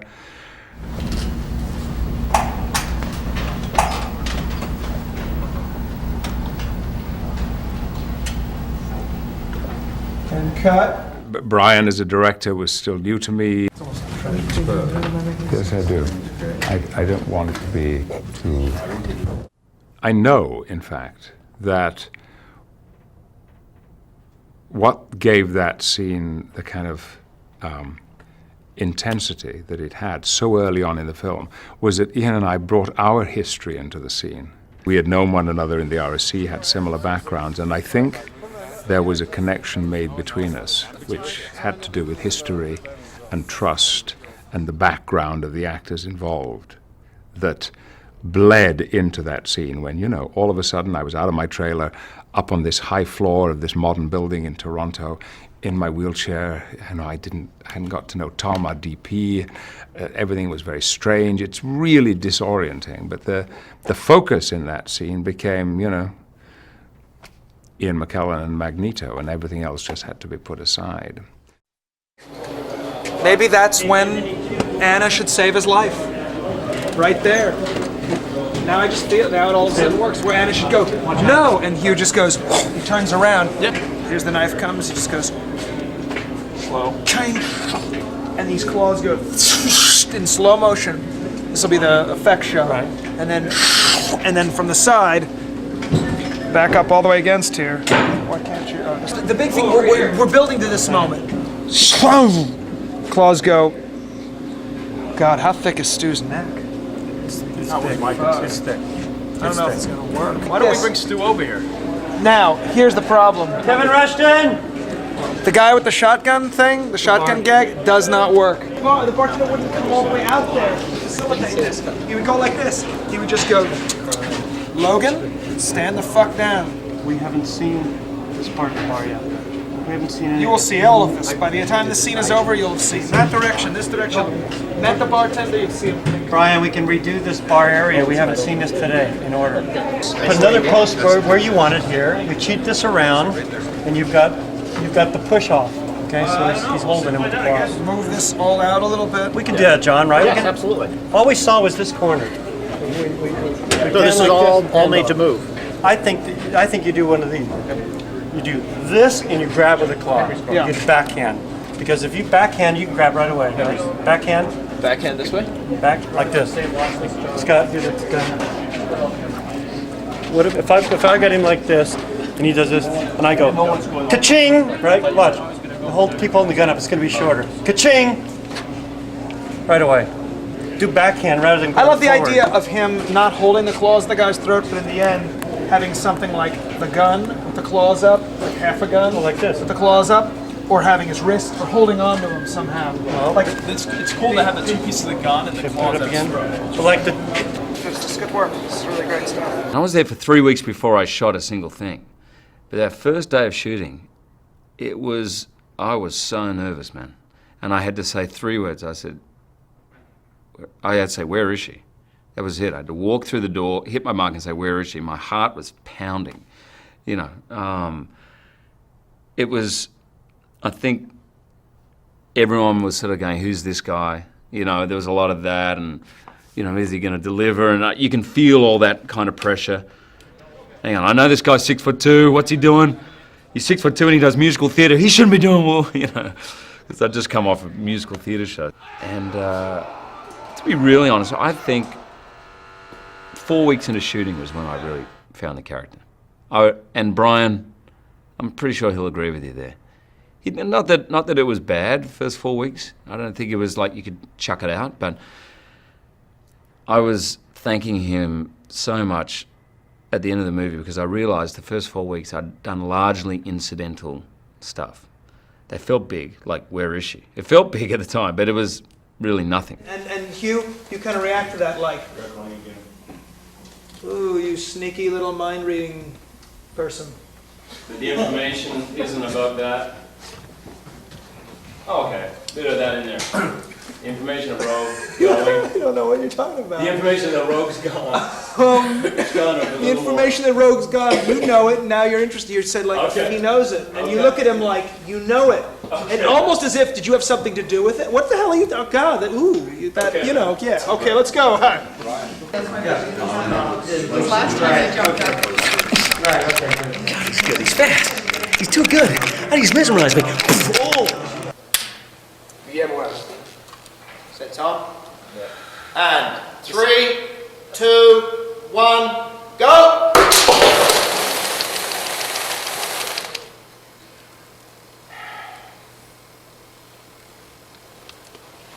And we have cut. Hey! You right, Hugh?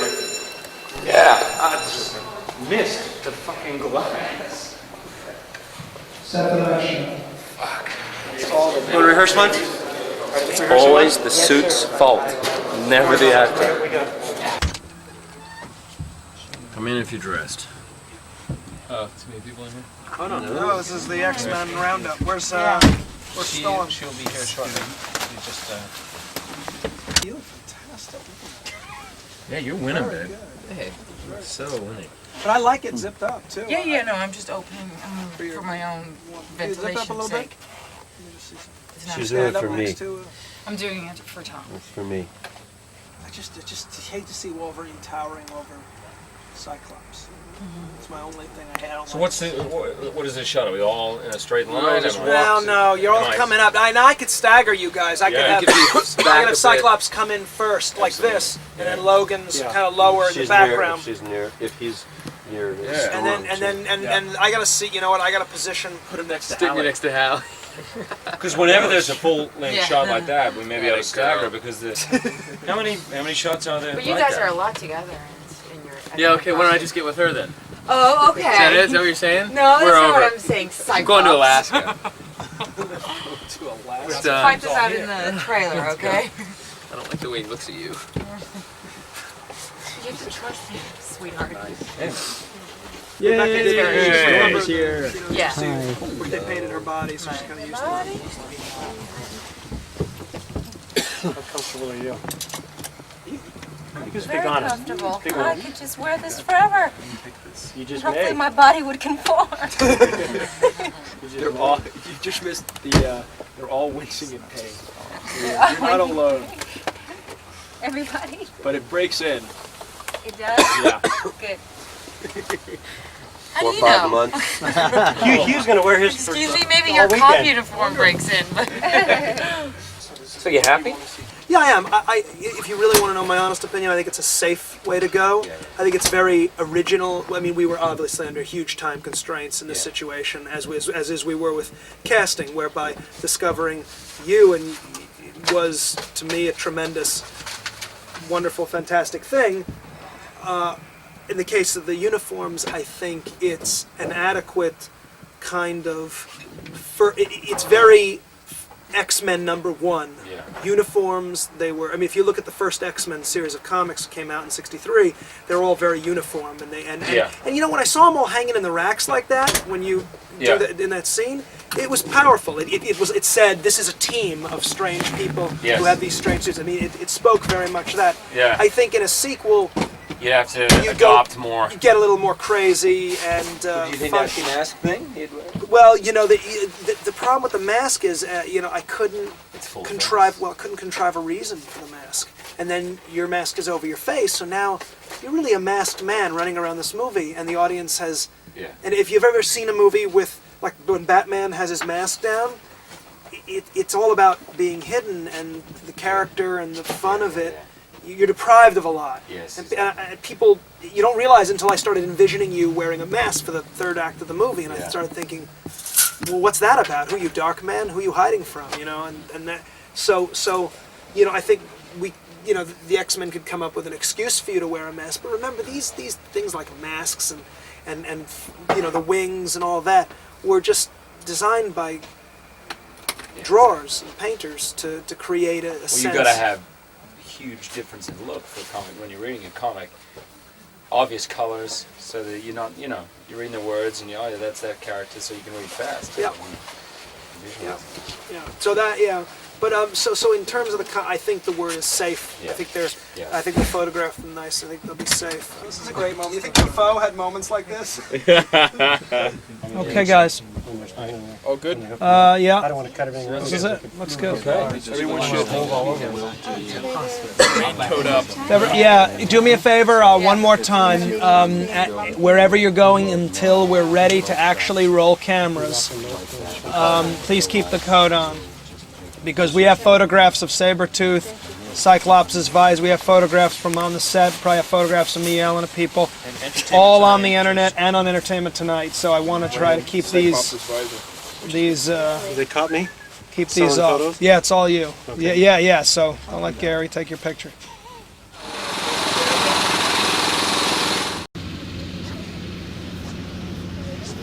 This is how we recreate the atmosphere of Los Angeles. Yeah, this is keep us from getting homesick. I'm very homesick here in Toronto. So we've, as you can see, recreated the air quality. of Los Angeles right here in Toronto. I'm very proud of our ingenuity. Okay, stand by to shoot now. Here we go. Action.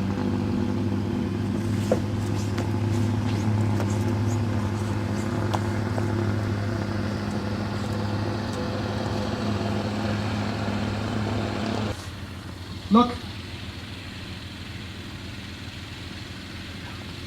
Now let's get back to one. Focus problem. Could you, and when he looks back, could you rack back to Cyclops? Yeah, absolutely. Thank you. So you guys have nothing better to do on a Friday night than to stand out in the freezing cold and. That's not really cold. It's actually not that bad. It's not really freezing cold. Do you know what we're shooting here? Yeah. X-Men. Is? Forget everything. I know what X-Men. That's right. And this is our director. Hey, hi. How are you? No way, singer. That's him. That's him right there. How are you doing? Good. How are you? I cannot wait. Here, you don't understand how long I've been waiting for you.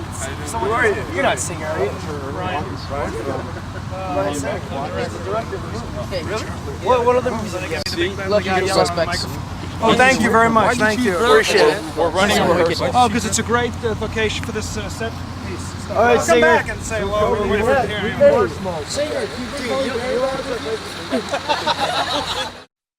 I had to run back.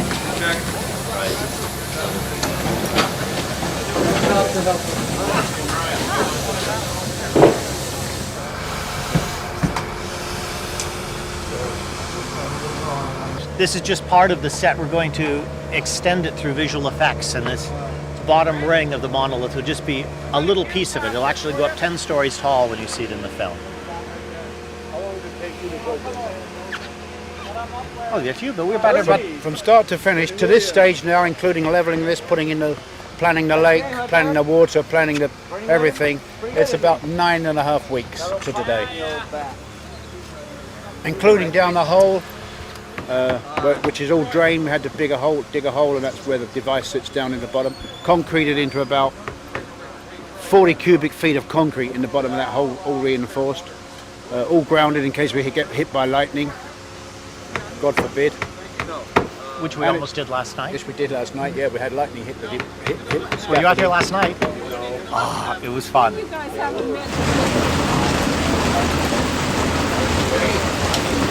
The umpire yells, play ball.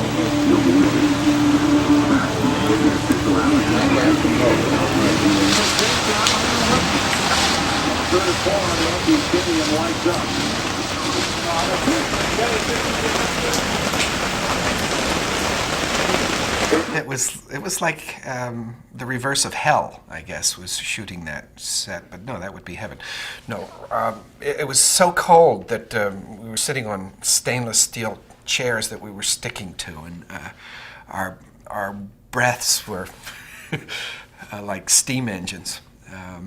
It was a pretty arduous, cold, frightening shoot, and it rained a lot, and it added to my terror, certainly, to be out there in the middle of a lake with all this incredible equipment around us. The fun thing about this one, it's gone through initial design stage with traditional illustrators, and then it's gone through sort of a CG modeling stage as well. So the fun thing about this project is that we're using every art and every trick available to us. So we're doing miniatures, full-scale builds, partial builds to be extended by miniatures and CG effects, and that actually makes it great fun. When are we putting the ring? We took the ring off. And also, is that a light element, Tom? There's a little light in the center of it. No, but what are the things coming off the side? It's actually hitting the sun right now as it's going around. Those are just reflections off the sun. That's something that's part of John's design. I guess it has to do with the mutation magnetics of thermodynamic gene manipulation or something, right? What's that thing? I couldn't have said it better myself. The four discs. The four discs. They spin together, and the light at the top spins separately. But those aren't. That's one light. So what are the tubes coming out? That has to do with the thermo. That's what I was telling you. Shut the hell up. You obviously know nothing about gene mutation. Well, that's why I have experts like yourself. Yeah, where's the gene consultant? Gene? Gene, where are you? Oh. Can I play Cyclops? Can we just switch it all up for now? Easily. Stop. Turn. Clock. Stop blinking. We can see you blinking.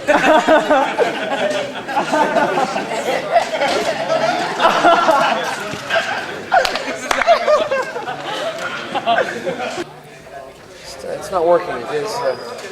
Cut. That was the worst one. I'm gonna play Gene. Yeah, you play Gene.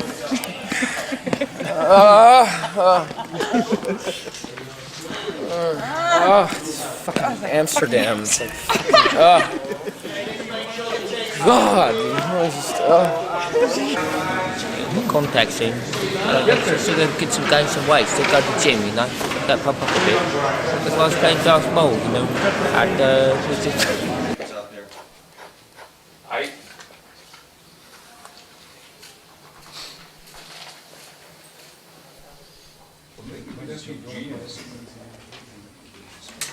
But I think that we had a kind of almost a little darker, kind of colder approach. And I don't mind that, to be honest with you. When the movie deals with discrimination and outcasts and things that at one point in everyone's life, everyone has felt like an outcast on different, relatively, I guess, but everyone can kind of relate to that, and it's not always happy. Rebecca, hey! Oh, sweater is all blue. Oh, I think I left my fingernail. Honey, that wasn't even. That's not a cop. Oh no! Oh, poor guy! I want to confirm that in the movie. Lance. Sir. Which seat is left or right? What? That was really funny. Oh, I know it was your fucking mochaccino. It's life. 1,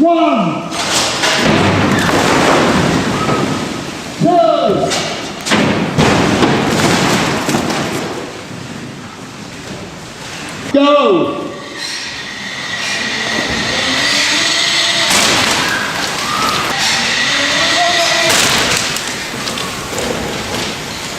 And cut. Everybody be absolutely quiet. Sure. It's all acting. I like the overhead one the best. Well, this one I would use for the launch, for the initial, for the lightning bolt and launch. And for his initial launch, then I would cut to this one and some other shot. Then I would cut to the one past Jimmy. Then I would cut to the over the head. And I think that's the end of the frame. Milk a hole. Yeah. How did I look? You look fantastic. Great. How's your back? It's a little stiff, but I'm okay. And action. We're going backwards. 3, 2, 1, stop!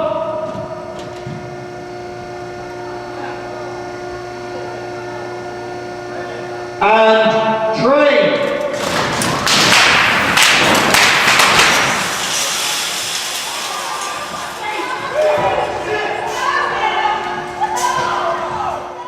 can honestly say that's another point in this film where there was no acting required, because we would, of course, you couldn't rehearse it. It took a whole night to set up this train carriage. I mean, I called my wife. I said, Deb, you have to come down and see this. My wife's done 25 movies, so it's not like a movie set is new for her, but I said, you have to come and see this. And she said, I've never seen anything like it. A complete train carriage before our very eyes, and with us inside it, and packed, just completely rips into two. Train!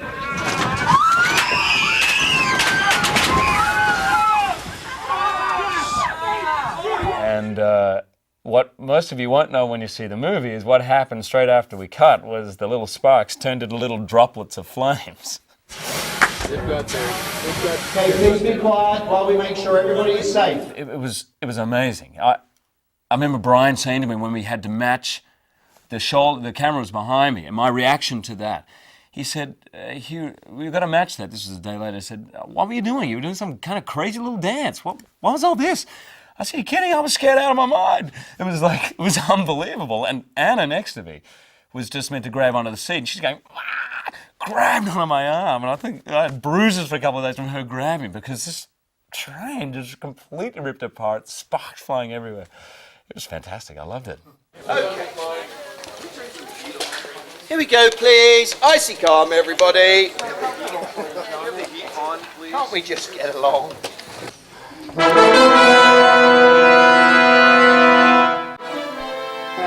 ladies and gentlemen, Anna Paquin is finished on the X-Men. Let's set it for Vegas. Set it for Vegas. Bar. Blackjack. Blackjack. Monkey. Okay, ladies and gentlemen, it is my duty as first assistant director of the film to inform you that Mr. Patrick Stewart is wrapped from the X-Men.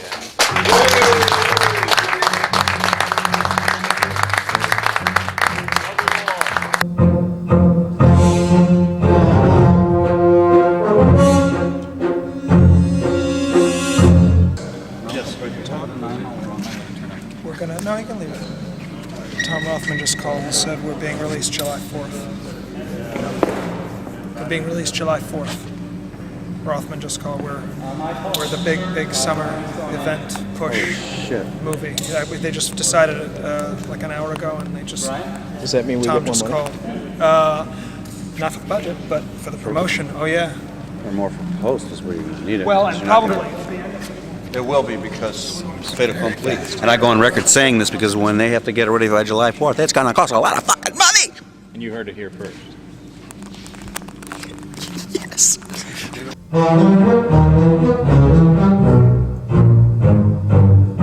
And ladies and gentlemen, Miss Ellison is now finished from the X-Men.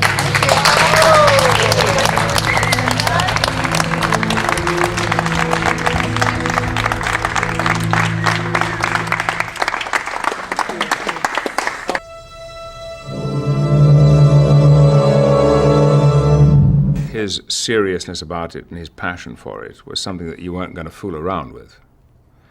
And I think if there'd been any sense from anybody that all of this was really a bit jokey, I think it would have, that person would have been terminated immediately. And I was like, I said, Ian, you've got to play it more real. I just need real. I need a real person. He's hanging there with the gay pod and the helmet, and he's just hanging, and he just goes, I'll try it. Oh, God.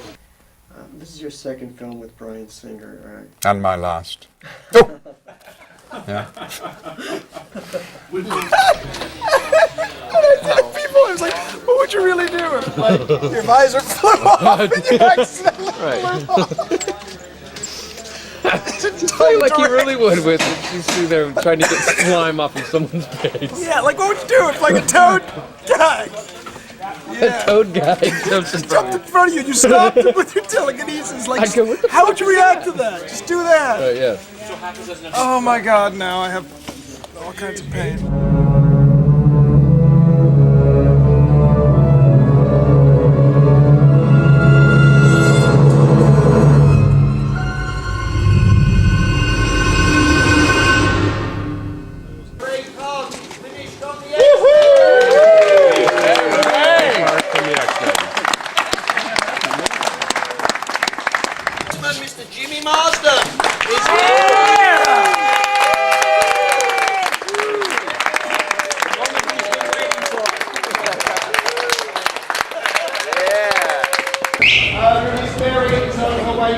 set. We have a little gift from the X-Men to her for her win the other night. So she'll be here in 2 minutes, and we're going to present her with something from the company. So while you're wrapping, she will be here in a moment. That's what she's here for. She knows nothing about it. Thank you. Thank you. Hi, Hallie. For she's a jolly good fellow, for she's a jolly good fellow, for she's a jolly good fellow.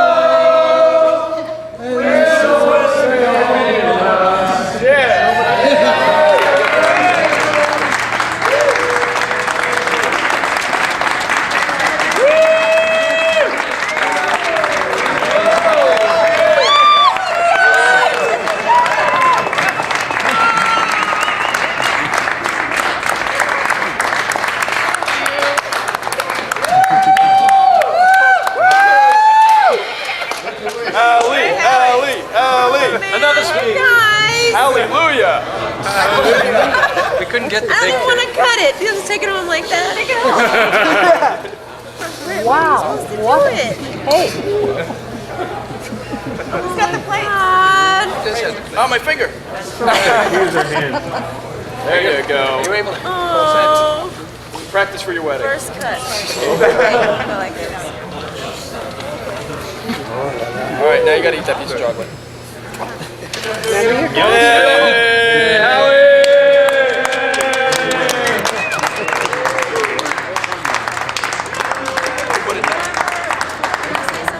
I'm not gonna make a speech. Give me the God mic. Give me the God mic.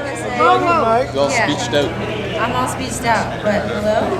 I just want to tell you guys that never before have I worked on something and I felt so much love and support by the cast and the whole crew, and not that being allowed to go and everybody being so agreeable and wanting me to go have my most prized moment has meant the world to me, and this is icing on the cake, the love that it's shown me.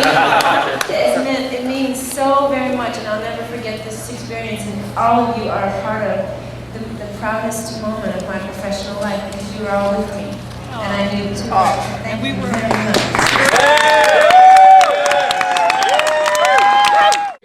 Ladies and gentlemen, Mr. Hugh Jackman is finished.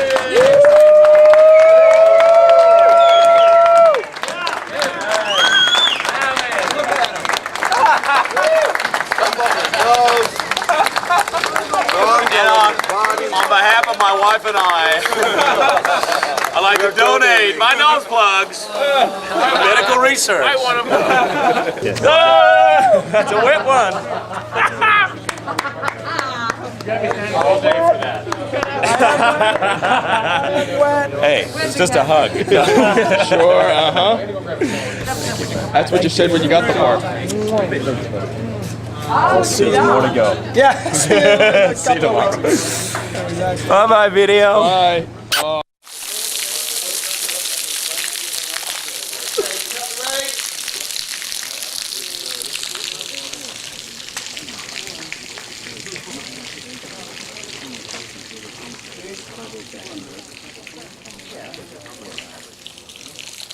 Okay, as the last drop tumbles. Brian, are you done? Yes. This is yours.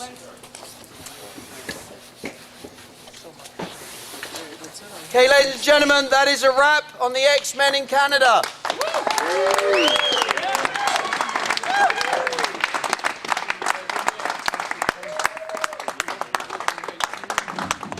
On his back. Oh, Dave. Real careful what you're reading. Turn it up. Louder, David. Thanks, buddy.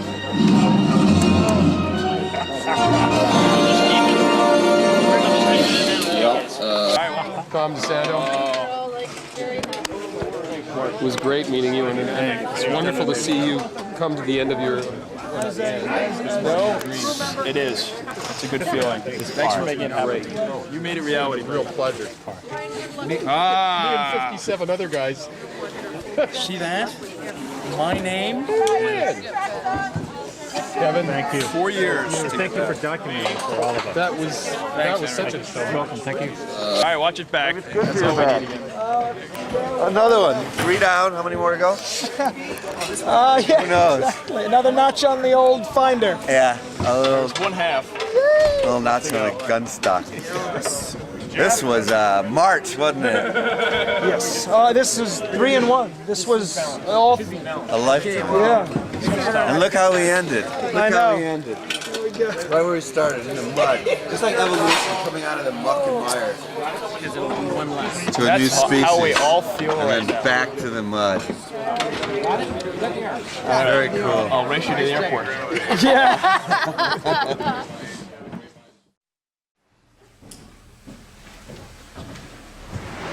Gene? Gene? You saucy wench? Gene? Thank God.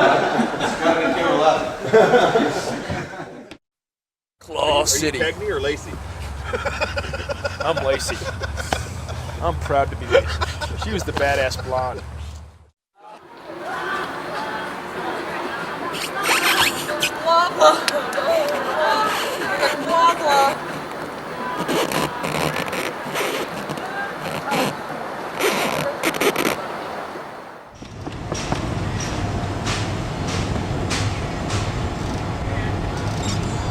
And we're gonna run camera. Hey, come on in. 'Cause I got something to show you.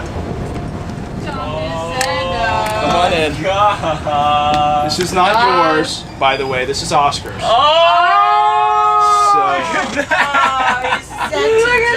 That is not yours. That's Oscar's, and you better not take it from him, because I won't. Oh, how gorgeous He's is got. that? As soon as I get a whole set.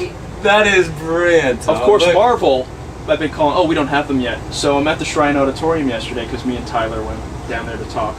They're selling them illegally there. Oh, get out of here. I love it. You're the producer. You couldn't get That's it. right. You had to go to the illegal I went place. to the illegal place. I love that.